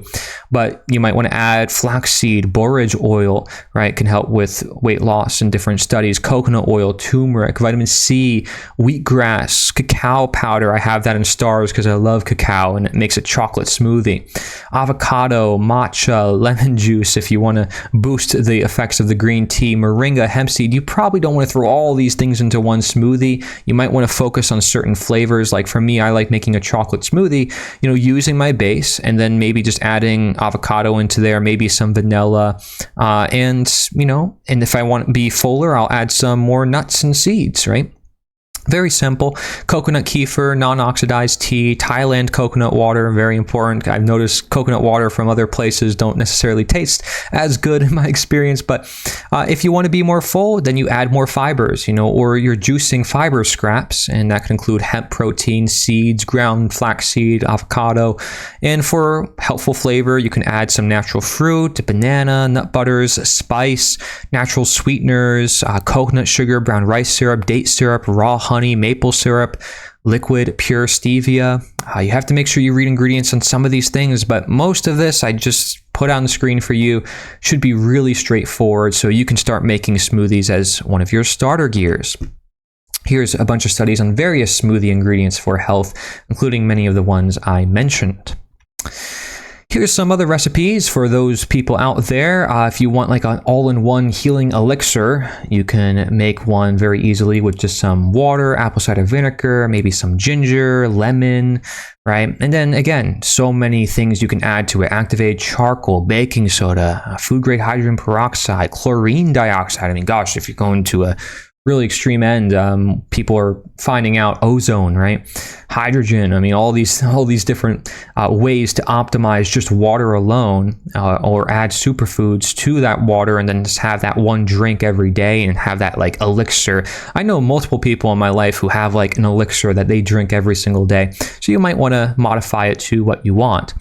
But the base ingredient for the elixir is basically apple cider vinegar, water, ginger, cinnamon, and then like liquid stevia, or you can use like raw honey or maple syrup, right? The different sweeteners I mentioned before. And then super oatmeal, right?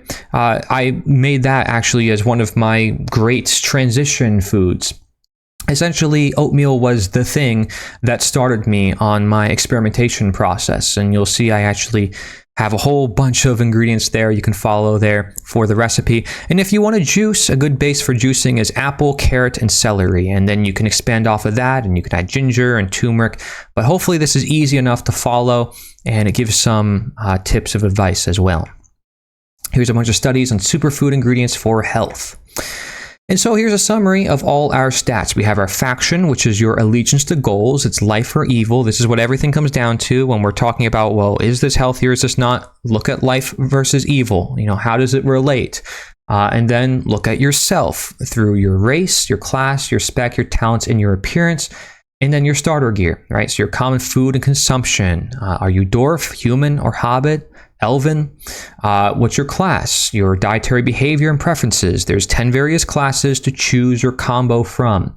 Your spec, it's your category, your archetype, your frameworks. It's dosha, blood, metabolic, your talents, your present check-in for stability and efficacy. It's answering questions on presence to make sure, am I on the right path? Should I change something?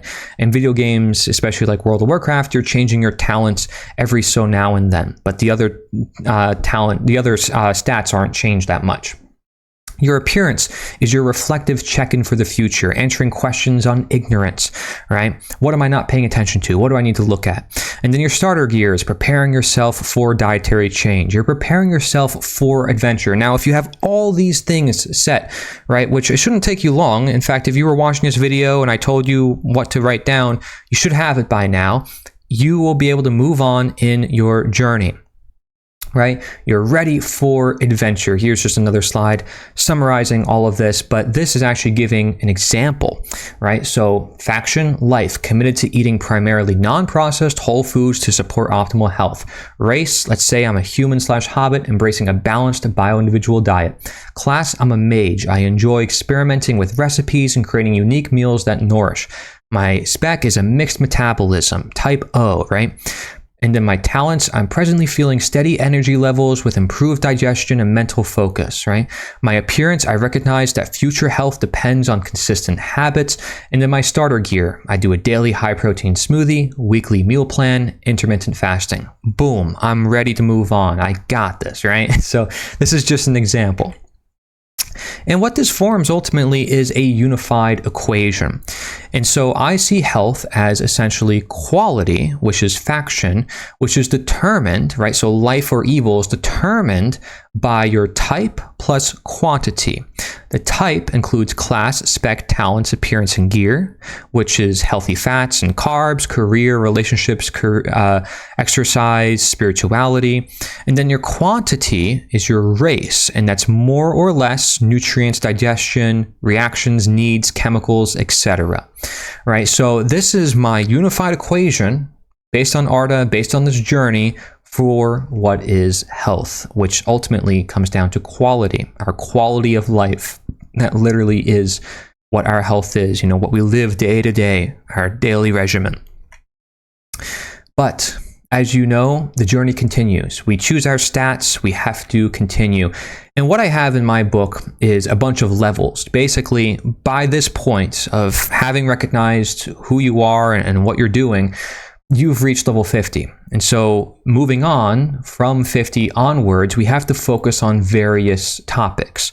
Again, you don't need my book, and I would recommend against it. My book has very detailed sections, though, on this leveling process, which just has tips on each one of these levels. And so just research, ask AI or do research on each one of these things. Like focus on hydration. Say, this week I'm going to do hydration, right?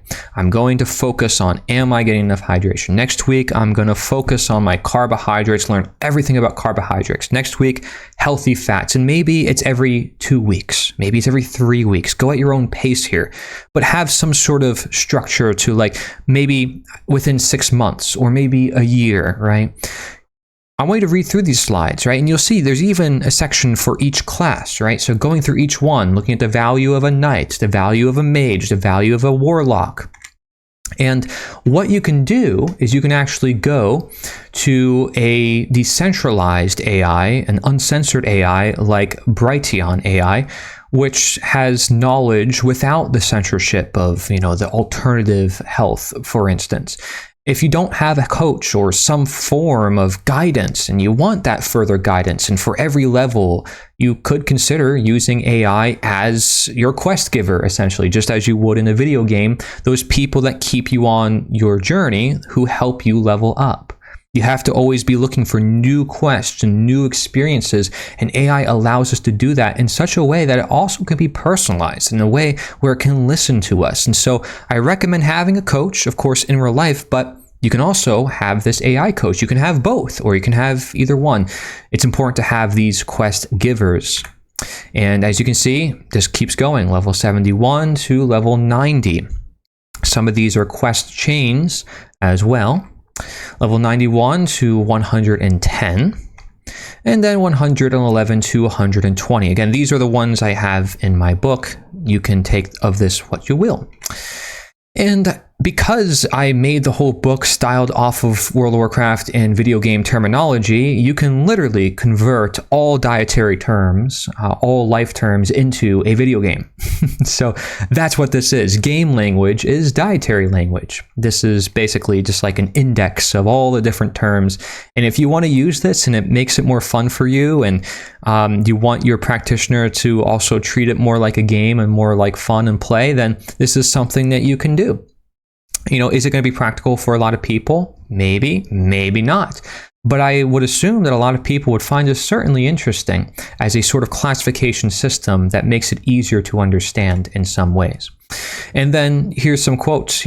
People talk about this connection all the time. Oscar Wilde, society produces rogues and education makes one rogue cleverer than another. The shaman is not merely a sick man or a madman. He is a sick man who has healed himself. That's Terence McKenna, right? After a certain point, money is meaningless. It ceases to be the goal. The game is what counts. It's all about the game. Healing doesn't mean the damage never existed. It means the damage no longer controls your life, right? You're always going to be damaged in a video game, but it's how you play the game that matters. It's how you face the enemies. And if you have really good gear on, then you can face all sorts of enemies. You can take the whole game. You can maybe solo the whole game, right? And then soon you'll be making tutorials for other people on how they can play the game, but they're not you. So they have to find out their own play style, because if it was easy and everyone just copied a certain way, it wouldn't be any fun.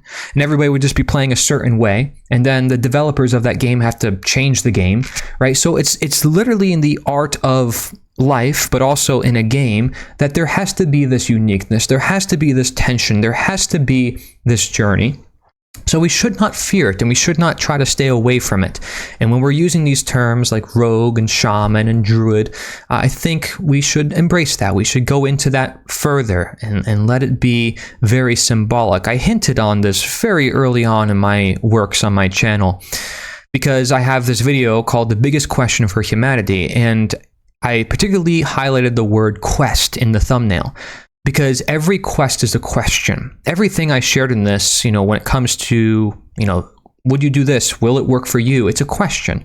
You have to be the one to answer it, because you're the one taking the diet. You're the one, taking your own health into your own hands. And so I just wanted to show that I did foreshadow this, because this was a long time coming. I haven't made a video or seminar focused on ARDA and on health. And it's all a quest. It's a question waiting to be answered. What is your health look like? What are you going to do for your own health? Well, this is what I did for my own health. So first, and I have a 10 numbered list here. Number 1, food utilized in its beginning state for the starting of experimentation. So these are my quests. If you're going to have me as your quest giver, this is what I would do with you, right? I have smoothies, juices, oatmeal. I told you I started with oatmeal and then started doing a lot of smoothies. So this is my mage part. Number 2, I had food that I loved and I added them in often. So I had cacao, apples, peanut butter, cinnamon, mint, garlic, trail mix. This is my warrior, quest. Number 3, I added in primary food, right? In addition, including creativity. So exercise, dance, socializing, creative projects. This is my rogue quest. Number 4, getting different flavors and combinations, herbs and spices, new things, superfoods, uncommon things. This is what kept things alive and exciting. This is my warlock side. Then number 5, seek out the new, the mystical of our own, right? I started asking questions about everything. I was giving myself time. I was journaling. I was writing songs. This is my hunter side.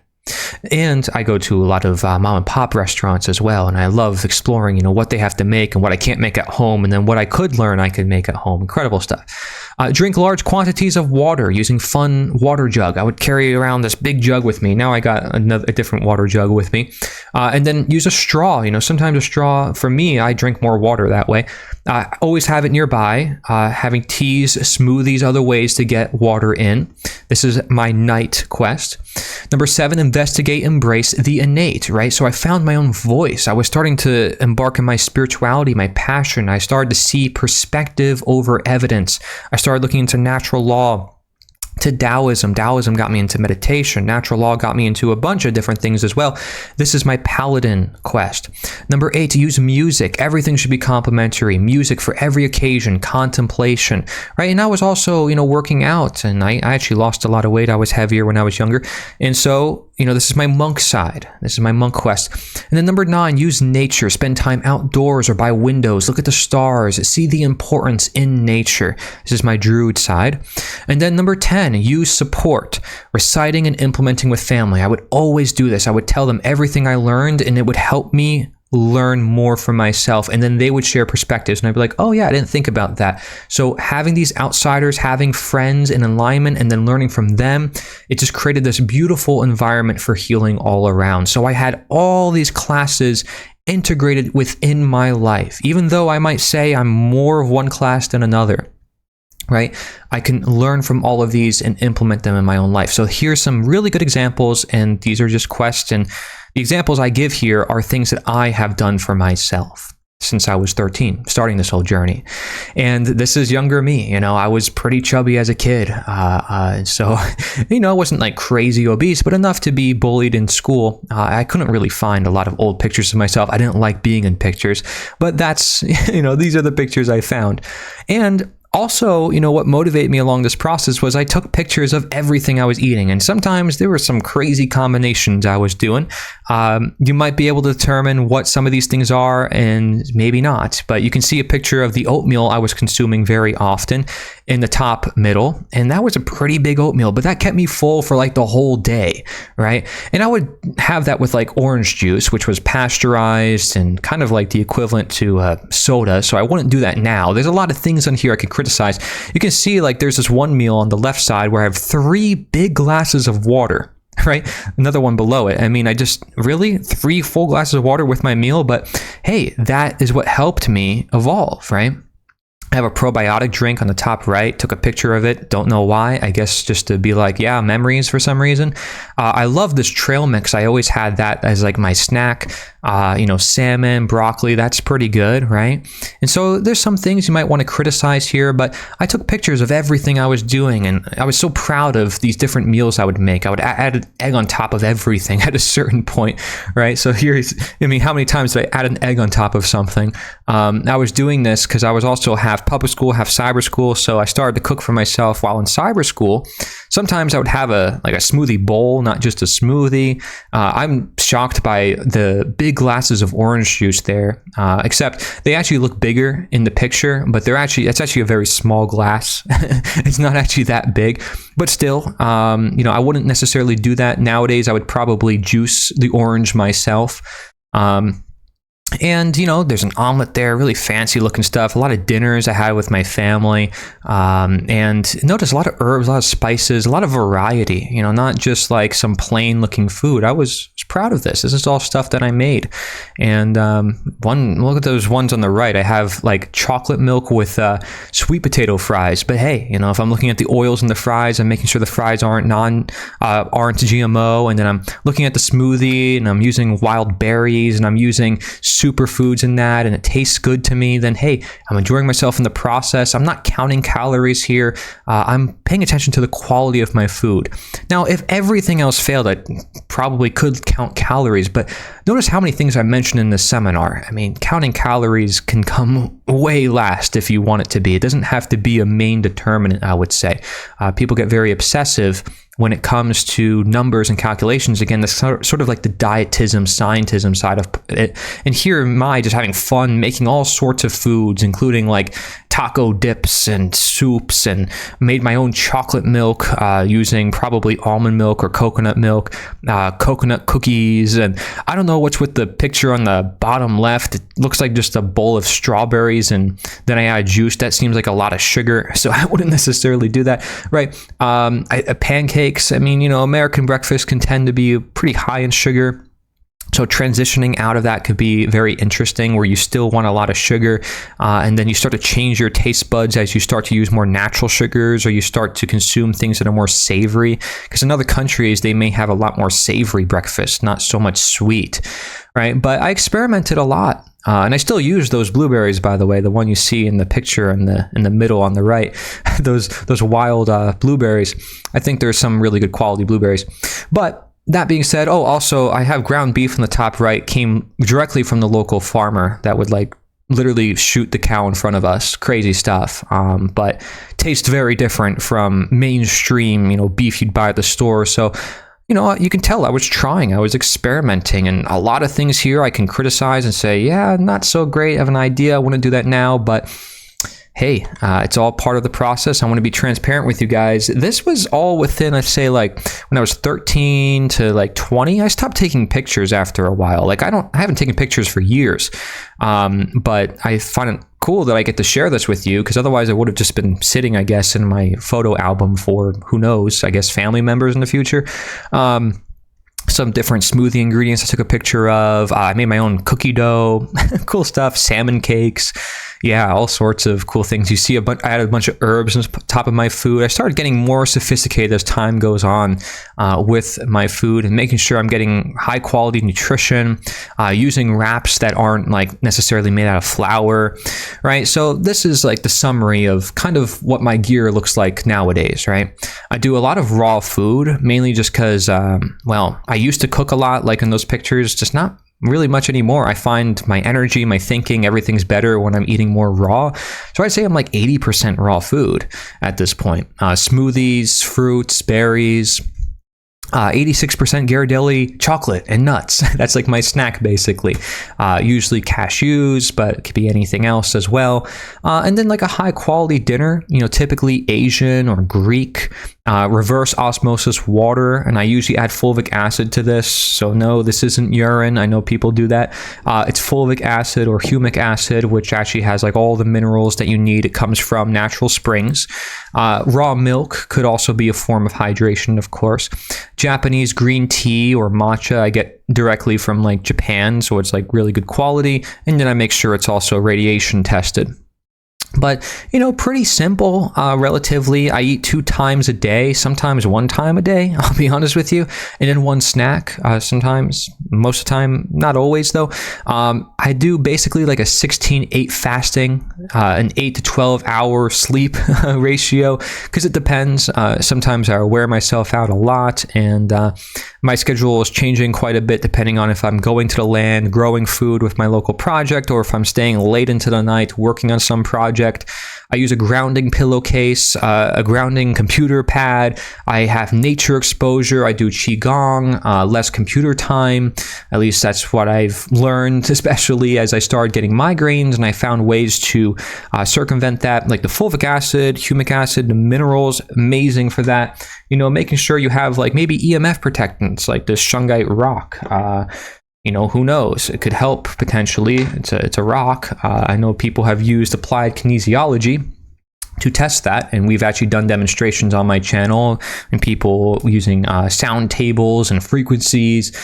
You can do all sorts of things to optimize your life. In fact, recently I had a red light therapy device because that's like the new greatest thing. And hey, that's cool, but also it's interesting they're selling us lights, just like how they're selling us water. And in some countries, they don't even use refrigerators. I think it's important to look at the sun and to look at the water that's right outside. Like people are buying all these like water filters. There's water like springs that you can go to and harvest your own water that is naturally pure, or you can hydrate based on juices, right? So these are just ideas I'm throwing out there, but this is my gear as of recently. And what a lot of people are on is what I call the government diet, right? So we talked about the standard American diet, often influenced by this, the food pyramid and the My Plate. And if you look at this, it's like, I can't really tell how much of each thing I'm supposed to eat. And there's nothing here about spirituality, relationships, exercise, nothing here about psychosomatics. And it's funny they mention dairy. They don't even mention water. And it's like grains take up a whole section here on the pyramid, and a lot of vegetables. And then they kind of shifted it to a plate. And now they have these 2 different models. And again, it just seems confusing to me because, again, everybody's different. And then it's like, well, these are your portions, but how much so? And then they also want us to count calories, and they also want us to make sure we have a certain recommended daily allowance of certain vitamins and nutrients. And yet most supplements are way above recommendations. So what's going on here? Like, this isn't really helping people. There's more disease than ever in America, which is why so many people are talking about health and selling their books and selling their diets. So we need something different. I created what was called the Food World Order to represent all the problems in America and within, the standard American diet and within most of the processed evil diets out there in the world. That includes meat carnism, dairy propaganda, processed vegetables, processed fruit, mass refined carbohydrates.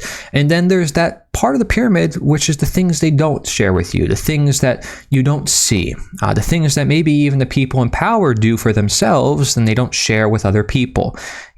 Iodine, our ancestors, our ancient wisdom, apple cider vinegar, all these different health hacks that only celebrities use, right? Looking at water, herbs, macro and macro nutrition, looking at belief, looking at belief systems and how we treat and perceive ourselves in the world around us. Globalism, big pharma, big tobacco, war, eugenics, looking at the growers, quality, supplements, ego, sun, our sourcing, corporatization, anarchy, enlightenment, intelligence, all the concepts some people are averse to, they can't confront in their life. Are they treating it like a journey? Or are they suppressing their potential? They're not open to new ideas. They're not open to new foods. They're stuck inside this pyramid, and they're not able to reach the light. They're not able to see the hidden because they don't want to. right? They're comfortable where they're at, or they feel like it's too much work. They don't want to be free. They don't want to be healthy. So then you have to ask yourself even more questions like, why is that, right? You'll notice down here, it's a distraction, convenience, fight or flight mode. And then when disease comes around, there is some level of self-responsibility to say, yeah, it's unfortunate it happened, but kind of did it to themselves. You kind of influenced it. You kind of caused the genetic expression. It's not just all fate and predetermination. We have to take life into our own hands and encourage other people to become their best selves, that even if everything does happen to them, we're there by their side all the time saying, yeah, you could do this. You can do this. You got this. You can heal. That's what a practitioner should do. They would never say, well, there's no hope for you. You can't heal. It's their whole job to say, you can heal. This is why I'm going to work with you. I'm not just going to do this for money. If you were doing it for money, then why get into it? And what is your greater life purpose? What's your greater life goal? And so I want people to think like that, beyond the plate, beyond the belief system. Here's something called the integrative nutrition plate. You'll notice it has water, has fats and oils, it has these off-plate factors. And so I create a template called the Hourglass template. You can see there's this as above, so below in water, right? The Hourglass template takes a little spin on the my plate. It reframes health optimization by recognizing that what we digest, not merely what we eat, is what becomes our body, placing equal or greater emphasis on the glass, beverages, hydration, and liquid intake than the traditional plate, since water is the foundational element of human physiology and the most universally essential nutrient across every diet and health modality. In our modern age, smoothies, fresh juices, and functional beverages demonstrate the Hourglass principle in action. They deliver concentrated nutrients, enzymes, and hydration in easily digestible form, proving that liquid nutrition often provides superior bioavailability compared to solid foods. Yet, this same principle reveals the hidden crisis in contemporary health. The average person now consumes more calories from sugar-sweetened beverages, SSB, than from their actual plate, creating a silent epidemic of metabolic dysfunction, insulin dysregulation, and obesity driven by unconscious liquid intake rather than intentional nutrition. So, whoa. When we're talking about what we're eating, it's not just what's on the plate, it's also what's in the glass. This model represents a shift from the outdated one-size-fits-all my food plate, like how is it mine if it's telling me what to eat, to a modernized, personalized our approach. Again, something we can all relate on is, our body is made up mostly of water. And at the end of the day, it comes down to what we digest. And so we can actually use the hourglass as a symbolic representation of your body. Okay, if you look on the right side of the screen here, you have the infinity symbol, an hourglass symbol, a tree with its roots, a person, or even the logo I created for my channel, the Nature is the Answer logo. And each one of these has an hourglass. An hourglass has been a very common symbol for my work, representing, the time to change things, the time to, to really get a grip on our own health and our world. But all these things, even a mushroom, right, or the water droplet I shared, this represents this as above, so below, this sort of concave motion that forms a hourglass shape, right?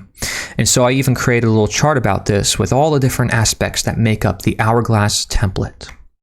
And the power of water cannot be underestimated. Dr. Feyerdoun Batmenheldje, I can't say his word, pioneering work in Iran demonstrated that chronic dehydration underlies numerous diseases, and he successfully treated patients through water therapy alone, a discovery validated by modern neuroscience and marine biology research showing that the human body's composition mirrors the ocean itself. Building on this foundation, renowned author and marine biologist Wallace J. Nichols has identified what he terms the blue mind, a neurological phenomenon where proximity to water activates states of awe, grace, and love across all spiritual traditions and cultures, while simultaneously triggering the release of oxytocin, the neurochemical of trust and bonding that fundamentally rewrites our relational patterns. Not to mention that, usually religions use baptism and water. There's a lot of symbolic and spiritual representation. When shared with another person, this water-based experience becomes exponentially more powerful. The combination of proper hydration, addressing the biochemical foundation of health, and the relational deepening that occurs in or around water creates a synergistic healing effect that addresses both the internal physiological terrain and the external social environment, ultimately suggesting that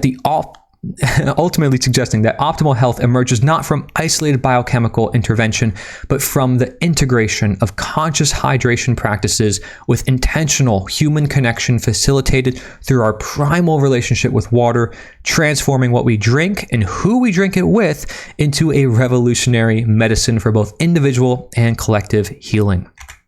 Definitely important to look into their work in relation to water and look at just water alone, right? Again, I said this is the first quest. When you're level 51, you're looking into hydration. I'm helping you with your start on this, right?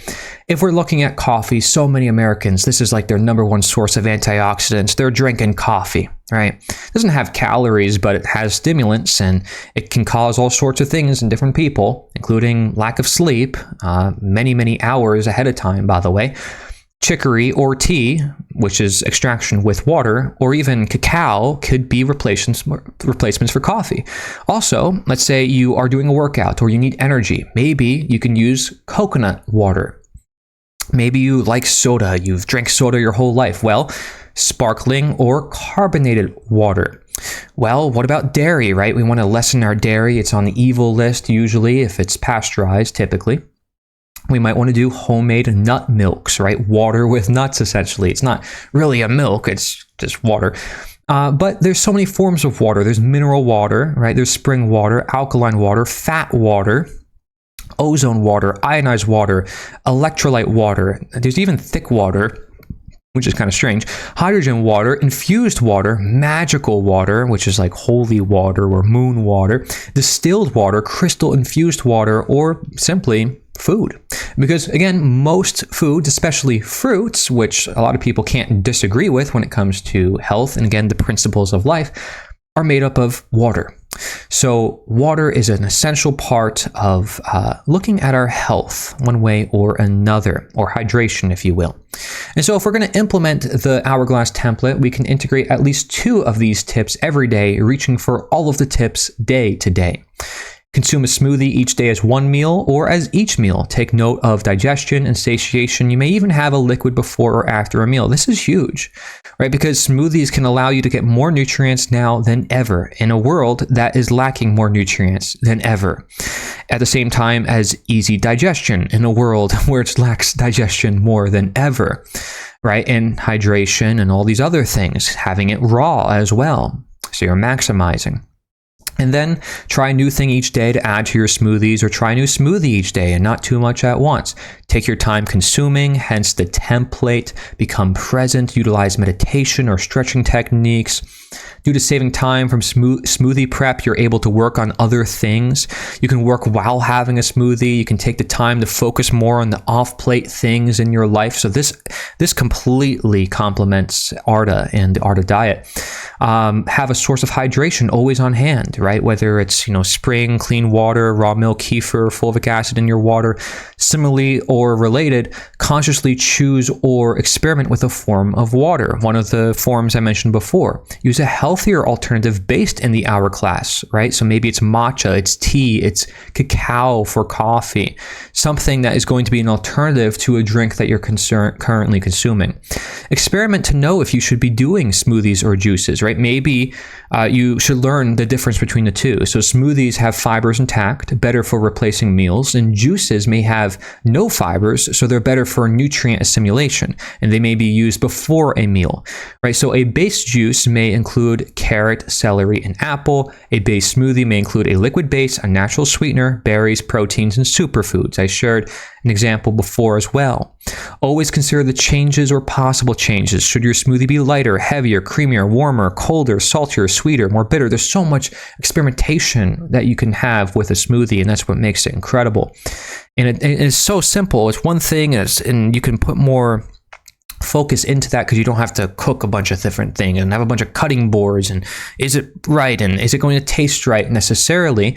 I think maybe taste is the number one thing people are going to worry about, but once you have that base, then you could work from there, and you're going to know, like, yeah, I should maybe do a little bit of wheatgrass, otherwise it's going to overpower, make everything bitter, and I shouldn't add wheatgrass at the same time as, like, I don't know, something that's crazy, like ginger, and combine it with like chocolate. Like, do I want ginger or chocolate? I don't know about that.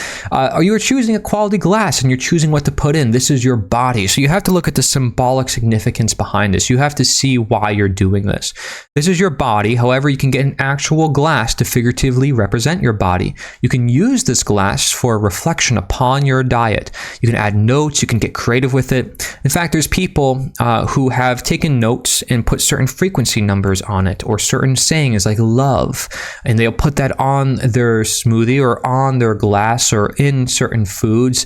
And, you know, there's been studies by different people that say, hey, this can actually cause some benefit within the food. Now, again, is this true? Is this proven? I don't know, right? But there's people who do this, and even if it doesn't help, there's this placebo effect, this relationship that you build with your food, which is just as important as that relationship between the nutrients and how that food digests with your body. So take inspiration from some of the following popular items or ideas in the age of the rising hourglass, because really this is taking advantage of the fact that we have blenders and the abilities to make smoothies. Now, of course, you can do it by hand, and you can try to mash everything together. You can juice in your own mouth by chewing something and then spitting it out, right? Like, your mouth is technically a natural juicer. But you can add a bunch of different superfoods to your smoothies depending on what you need and what you want to learn about and among your journey. So, hey, whether you do ARDA or you just do this, I think anyone will benefit from these tips. Here's a bunch of studies on smoothies, juicing, and water-based foods for health. Because there's so much customization, it's just incredible. And, you know, when I was a health coach in 2018, I did this alongside my sister. This was right before COVID, so that's why I shifted my priorities from a lot of what I was doing in person. It was like, man, I have to do it online now. I don't know if I want to do that. I couldn't take clients in person as much. And what happened was I shifted my priorities more to freedom and to looking at the health of humanity as a whole. But in any ways, my message was Gateway to Health, right? And so in the background of this slide, I actually had a website called Gateway to Health. And that whole idea is to embody health, to be one with it. And you can kind of see this transition going from this, a clean diet, like saying, okay, this is clean, right? This is like real food, to a nutritious diet. That is, oh, this is food that nurtures me, that has a lot of nutrients, to a bio-individual diet. That is, oh, okay, I know what are the nutritious and clean foods that are right for me. And then, boom, all of a sudden, you're a practitioner. You're somebody who's helping other people because you are embodying health. And so when someone wants to be healthy, they're going to look to you, and you're going to awaken them so they can be healthy. Again, from health to awakening, you become healthy. So you already had your awakening. You're going to help ignite the awakening in others. And you're going to be a practitioner naturally. And you don't need titles to do it. If you healed yourself, that's enough. If you understand that you shouldn't impose your will on others and tell them how to live their own life and what to eat for themselves, that's enough. That's enough restraint to say you're not going to hurt anybody because it's at their own risk. And they know that they should take health into their own responsibility, and they shouldn't take your word on everything. That's, if anything, a practitioner that's actually listening to the first do no harm ethic when it comes to the Hippocratic Oath, which every doctor is said to take. Right? And so any set diet, if we're starting from, let's say, before you watched the seminar, you were on a diet, you can then transition to a conscious, creative, integrative, and individualized diet, because that's what it means when you're bio-individual, when you are a practitioner, when you're able to talk to and meet anybody from any stage of life, and you're able to help them from where they're at. Not by saying this is what you have to do, but by listening, by hearing them out and finding out what makes them uniquely different, yet maybe having some similar problems to other people. Because that is something worth questioning. It's like, why are all these people suffering from the same thing? Is there something going on here? Maybe there is a link between the two. But even if there is, we have to be able to look at the individual, because if they don't feel valued, or they don't feel like they're being respected as an individual, I don't think that's very human. And if we're trying to make people more human, and another way to heal them spiritually or emotionally, morally, then I think we should listen to them. Your journey, you see, will help you see. It will help you see. And it will help you see a lot more than you would ever expect. This is what health will do. And this is what it did for me. Health was my beginning. And seems like going back into it with Health Revealed and into psychology and these other matters, even more important than nutrition. But it helped me see a lot, which is why we have principles that we now distinguish. Like in naturopathic medicine, we have first do no harm, identify and treat the causes, the healing power of nature, prevention, treat the whole person, doctor as teacher. We see these after practicing with different patients, or after studying from different worldviews and how people heal themselves, right? Like, what are the principles? What am I going to live my life by? I know because I have experienced it. Right? I have an awareness of it. A common thing that I hear, and this is a quote from someone who directly told me about this actually in a video game. So I keep his name anonymous, but he's an enthopharmacologist. He said, friends who are sick, family who have cancer, it doesn't matter if you have the solution, if they are already resistant to the idea of witch doctor type potions. The people I want to help won't accept it. That is the problem, and the solution requires more than herbalism. It requires a healing that goes beyond the individual, beyond the body. It is the very fabric of society and culture itself, and even above that, it is what determines these things. That is where I want to head and where I want to work, because it didn't matter what I knew or what I could do. There were barriers in the way outside of the realm of health that prevented me from getting medicine to those who truly needed it. I think this applies more to health than we may want to give it credit. Again, the idea that there's more than what's just on the plate. There's more than just the diet. There is a whole world out there of different people and different things that are happening, and it's influencing a lot of people. And maybe there's traumas, right? Cultural wars I shared before that are just being repeated through the generations, and we don't know how this impacts people. Look at the leading causes of death, right? Two that often are never talked about: democide and medical errors, right? So we talk about heart disease and stroke and, maybe diabetes, obesity, even self-harm, even harming other people. And you know what's more than that? Medical errors and democide. There are more deaths caused by government and by systems of authority, which includes, you can say, doctors in the case of medical errors, than by perhaps, self-harm in the case of suicide, in the case of someone maybe, harming one another. It's wild to think of the fact that these systems that are meant to heal us, protect us, are actually doing the exact opposite, which is why we need to constantly question authority. And even if the alternative medicine becomes the authority in medicine, we have to question that, because that's how we evolve. That's how we grow. Again, that is the journey of life. It doesn't stop. Here's a slide from healthrevealed.org, project I run with several psychotherapists and psychologists, incredible people. And Mary J. Ruwart, PhD, has a book talking about healing our world, and particularly doing it with voluntarism. Voluntarism is an idea that I share a lot in my works, and this deals with the collective society, the collective, consciousness, if you will, or the collective psyche, as Carl Jung talks about. And she cites over 1,000 studies illustrating how libertarian principles have worked in real-world scenarios to improve lives across the board. She believes that many conflicts arise from government actions and that a libertarian approach can lead to a more peaceful resolution across the board. And she integrates a spiritual and ethical perspective, showing how libertarian principles align with the moral teachings of various traditions. And I don't think it's a coincidence that many spiritual traditions in history usually are associated with healing. Okay, morality or illness as a whole are associated with one another. Even looking at the word unnatural comes from the word ill, right? It's like, oh, this is not right for society. This is out of place. This doesn't look beautiful. Beauty is often associated with health as well, and we talked about appearance. I don't think these are coincidences. And so that's why I have my whole project, healthreveal.org. Again, total free resource, total free project. We're not selling anything to anyone, just like I did this seminar and I gave you tips that you can take into your own life, that you can spend probably the rest of your life on as a journey. This project is that powerful as well when it comes to the systems, not just the individual, right? So now you have the systematic approach and the individual approach.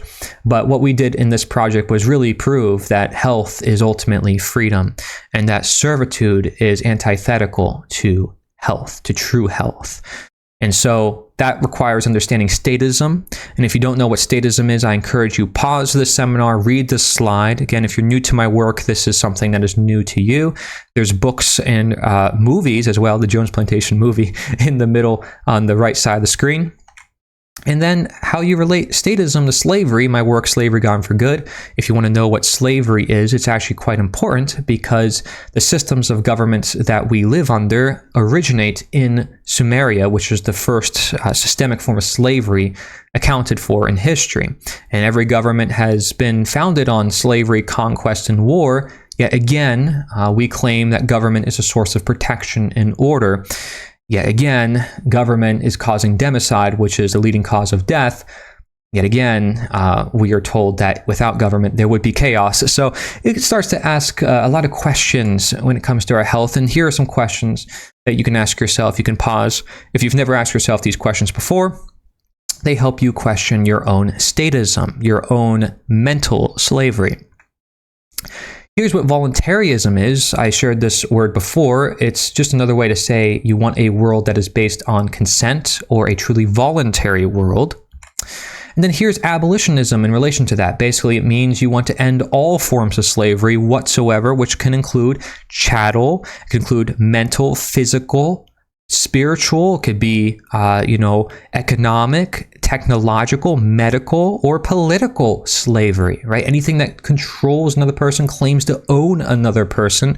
Well, we have many systems in our world that may claim it knows better than you and that you should do what it says. Otherwise, you are going to have all sorts of things happen to you. So they put you in fear and then they take things away from you and then you feel powerless and then you have no choice but to comply. And you don't want your doctor to make you feel like that either. I'm hoping, right? You want to feel empowered. You want to be a patient who's no longer a patient, who can be perhaps a doctor one day. Just as a leader would not want you to just follow them all the time and actually want you to be your own leader because someone's got to take his place. And why does he want to be worshipped so much? What's going on here, right? Now, some people might have different traits and abilities that other people may not have. But by learning from that and by saying, wow, that's inspirational, I want to follow that, they can start to take that place. And then people, voluntarily create that world that they want to see. And so voluntarism in permaculture, which relates to this idea of natural intelligence, is us respecting life rather than dominating over it. Us learning from life rather than, trying to be the gods of this life, seeing the God that is there rather, actually obeying the laws of our universe or obeying nature before we command it, before we tell it what to do, recognizing we can heal. We don't just have to throw a bunch of drugs at it and we have to pump it full of a bunch of chemicals the minute it's born in this world because it's imperfect. You have to listen to the things we tell ourselves. We say government is a necessary evil, and then we say that babies born out of the womb are imperfect and they need to be injected. Ask yourself how necessary that is, because if you compare artificial intelligence, which is what a lot of people consider to be the future, with natural intelligence, which has always been here and which we're constantly learning from, what we have to realize is that artificial intelligence was born out of natural intelligence, and it requires natural intelligence in order to develop, because that's why it needs training data. right? So AI requires NI, and AI can help NI, but AI should never replace NI, should never ignore NI, and that's when it can reach the extreme, which you see on this chart here, where AI is contracting and coercing, and it's promoting order following, and it's trauma-based, and it's all about greed and numbers and binary and limited logic, and it's just very sterile. Right? Imagine cyberpunk or like 1984, and people are not human. Again, I'm looking for a world of humanity. There's going to be all sorts of diets, all sorts of ways of living that are completely voluntary because it's an individual choice. You can never take away an individual's own choice to their own body. What you can do is influence how they treat other people and other things in their environment, right? And I think it's beautiful that vegans care about animal lives. And I think it's beautiful that people who are keto and carnivore are challenging that and sharing their perspectives. But as long as that conversation can continue and people are asking what is in service to nature, what's going to benefit nature, what's going to actually help us evolve morally, spiritually, I think then we'll move in the right direction. And I hope you would agree with that as we talk about principles of life and death, or life versus evil. Here's another chart breaking it down in 3 sections where you have artificial intelligence, natural intelligence, and then AI in service of NI, right? Again, it's not required, but it certainly helps. And I would say humanity could be healthier than ever before and freer than ever before because of AI as sort of an extension of our knowledge, our capabilities, just as this book or this seminar is a form of technology. Now we have a technology that's even more advanced, and we have to be able to wield this power, know what this power is doing. Otherwise, we become the tools of our tools. We become controlled by these man-made things, and they're no longer just things. They can become our entire reality, and then we don't know what is reality anymore. And so, looking at all these different polarities and opposites and navigating this world, that's why I created my book on opposites. Because, rather than seeing, hey, this side vegan, oh, this side keto, this has to be better than this one, maybe we have to see why they're beneficial for both people, why people are having these conflicts. And likely there's truth and there's lies within both. This is not me trying to be a sophist, trying to muddy the water, trying to say there isn't truth within them. What I'm saying, there is truth in them, and saying they can't be ideologically determined. I'm saying they can't be boxed in. The moment we do that, we end all creativity and fun and journey anyways, which is the point of life. And so that's what this book is all about. Frankly, there's a lot of satire in it and constantly challenge you on what you think you know. And Taoism is a good representation of this because the yin-yang is representative of that masculine and feminine force that's at play in our world, and then how we align to that force and flow with it so we don't have to constantly fight against the tide and fight against this never-ending imbalance, right, where we're pushing toward one end and pushing toward another, right? This yo-yo dieting. I'm on a diet, I'm off a diet, I'm gaining weight, I'm losing weight. We have to be able to flow with it. And so if you're looking for a source of spirituality, a lot of people, both atheists, Christians, people from all worldviews really respect Taoism and the Tao Te Ching, and you won't find people often converting you or temples and churches about it because they're all about aligning to nature and simply finding balance. And the foundational text is a poetry book that you can read in one sitting that a kid can understand. So that's why I like it. Then there's also Natureosophy, which emphasizes any nature philosophy, including Taoism, Stoicism, Transcendentalism. It more so emphasizes the idea of nature as being good, or what is natural as being good, debunking the appeal to nature fallacy. I have a video talking about that. Using first an example about a tornado. Like if a tornado hits your house, you can blame nature, say, man, this tornado shouldn't have happened, even though that could be man-made. But really what you have to do is you can't blame reality. You can't blame what is natural. You have to work with it. You have to harmonize with it. So the responsibility is always on you, and therefore nature is actually quite good. But just like anything in our reality, we have to know. And so I have a saying in Natureosophy, which is nature is good insofar as is known. If you don't know, it's your own fault. You have to learn. And so we're all always learning. And therefore, Natureosophy is always like a progressing philosophy. It's not a stagnant philosophy. And that's why I created it. And I have videos about that as well. And if you got to think about it, what is a coach to do? It's to motivate, mentor, listen, support, educate. There's a reason why coaching has become more popular recently, because doctors are failing, and because mainstream institutions with their 8 years of schooling is not teaching average people about basic nutrition, basic, lifestyle choices. So many doctors came together, they created health coaching schools that maybe can get you, a sort of certificate for like within 1 year or even a couple months of training.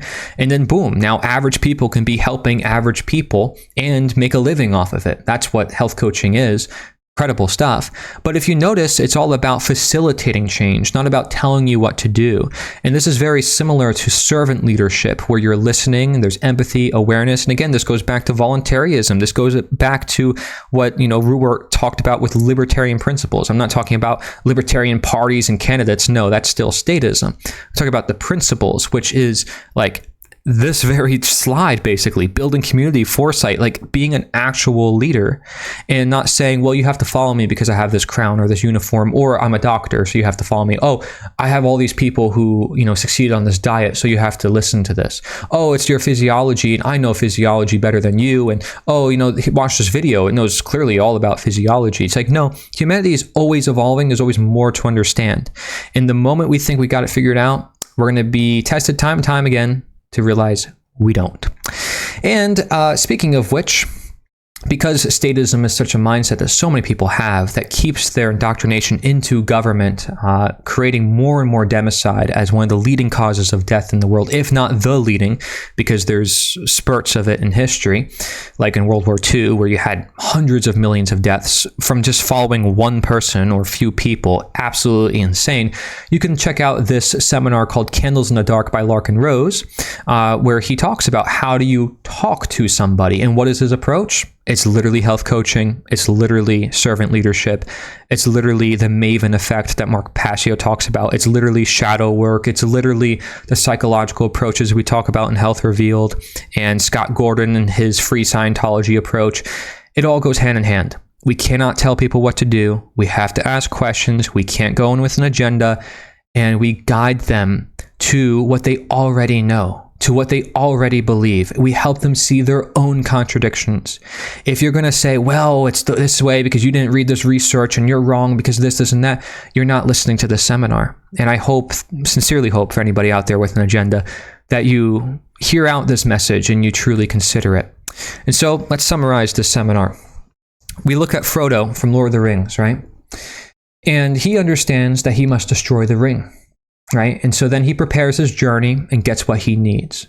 So when he understands he must destroy the ring, he's understanding the conscious, the creative, the integrative, and the individualized. He's recognizing it's got to be him. He's got to be the one to do it. And he's got to get together with the right people to do it. And so he prepares his journey. He gets the right people with him, faction, race, class, spec, talents, appearance, starter gear. He gets the stuff he needs for his journey. He brings some bread with him, right? Then he embarks on his journey. There's challenges, there's quests, and they're appearing more and more and more as time goes on. It gets more and more intense sometimes, right? In some ways, it becomes easier. In some ways, it becomes harder. He goes to Rivendell, it's easier there, but then past Rivendell gets harder. Sometimes the Eagles help out, sometimes Gandalf helps out, but he has helpful assistance nonetheless on his journey. And then finally, he becomes the journey for others, because he naturally becomes a hero after he destroys the ring, after he embarks on all this challenge and he gets through it. He writes his own book, literally, after Bilbo Baggins, and he leaves society for the undying lands. He has sympathy for Gollum and evil supporters, and that's why he works with them. In fact, Gollum was formerly a hobbit who got corrupted. So he treats them like a health coach, kind of like with some sympathy, like, yeah, you're corrupted, but there's some good in you. I can trust you. And sometimes his trust was turned against him, but he recognized that this is what it comes down to. And he had so much trauma from that event, he had to kind of leave society in a way for the undying lands. But how could we compare this whole 4-numbered summary to what we just talked about with the ARDA diet?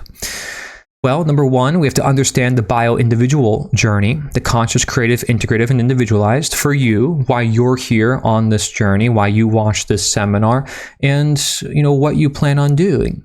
Number two is you want to prepare your journey. Choose your stats, right? Faction, race, class, spec, talent, appearance, starter gear, just like Frodo did.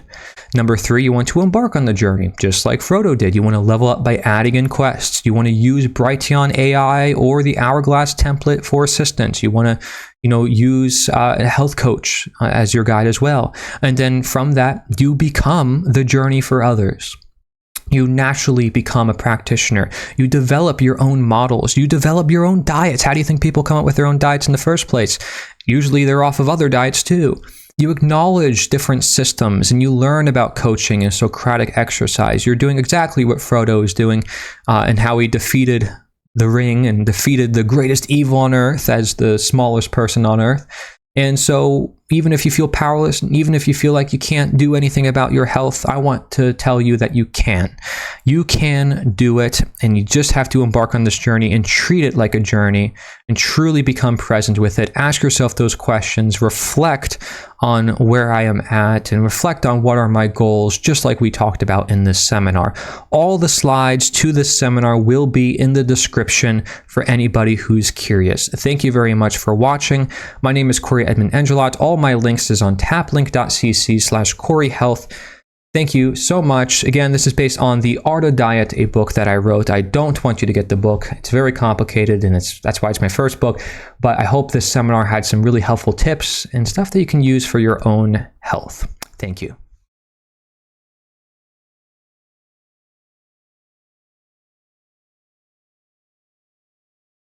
I really think that the very first thing, if we're even going to start talking about health and healing, the thing that has to be worked on the most before we even get to any bodily healing or traumatic healing from trauma is worldview has to be worked upon. If someone really wants to learn and grow and truly become spiritually and psychologically healthy, they have to be willing to allow that ego death process, or that at least it's not full ego death, it's ego identification death. People absolutely and completely want to latch onto ways of thinking. They want to latch onto being right. They want to latch onto even traumatic experience and then make that their identity. Instead of realizing that's something that occurred, that was an experience that happened. It's not who you are. You have to do the best that you can with the knowledge and information at your disposal in the current time. Be fully present, work to the best of your ability, start from where you're at, make improvements as you go, realize there's no such thing as total perfection. There's no such thing as 100% healing. It's more that when you're dealing with trauma and working toward healing, you optimize that. I'm not an extremist when it comes to food. I'm just not. I don't say it's all this way and that's it, and you have to do this exact diet. I don't go down any of those pathways. I try to, I think the best and most sound, logical, reasonable approach is eat as close to nature as possible. What comes from the earth is generally supportive of us and our health and life, and the sun in conjunction with the earth produced that. And you eat as close to that as possible. Try to keep ultra processed stuff away. A lot of people go into all kinds of stuff when it comes to sugar and water and carbs and fat and all. It's like, I don't really think anything that's natural is bad as long as you're not abusing it, right? Don't abuse things, just use them as nature intended. Stay in balance and you'll stay in homeostasis. I take a very common sense approach. I don't support or propagate any fad diets or extremist claims about any particular foods. You hear every single day, you hear a different thing. Carrots are bad for you. Broccoli's bad for you. I heard some new thing. I don't know, like don't take vitamin C. It's like, look, I get that people are always looking to hear whatever the new trendy thing is, but it's very simple. eat as close to nature as possible, you know, keep processed foods out of your diet to the extent that you can. Keep refined sugars out of the diet. Supplement your diet, like, because we're not getting everything we need through food. And taking that approach of just put one foot in front of the other, make small incremental improvements until you habituate it as a good habit.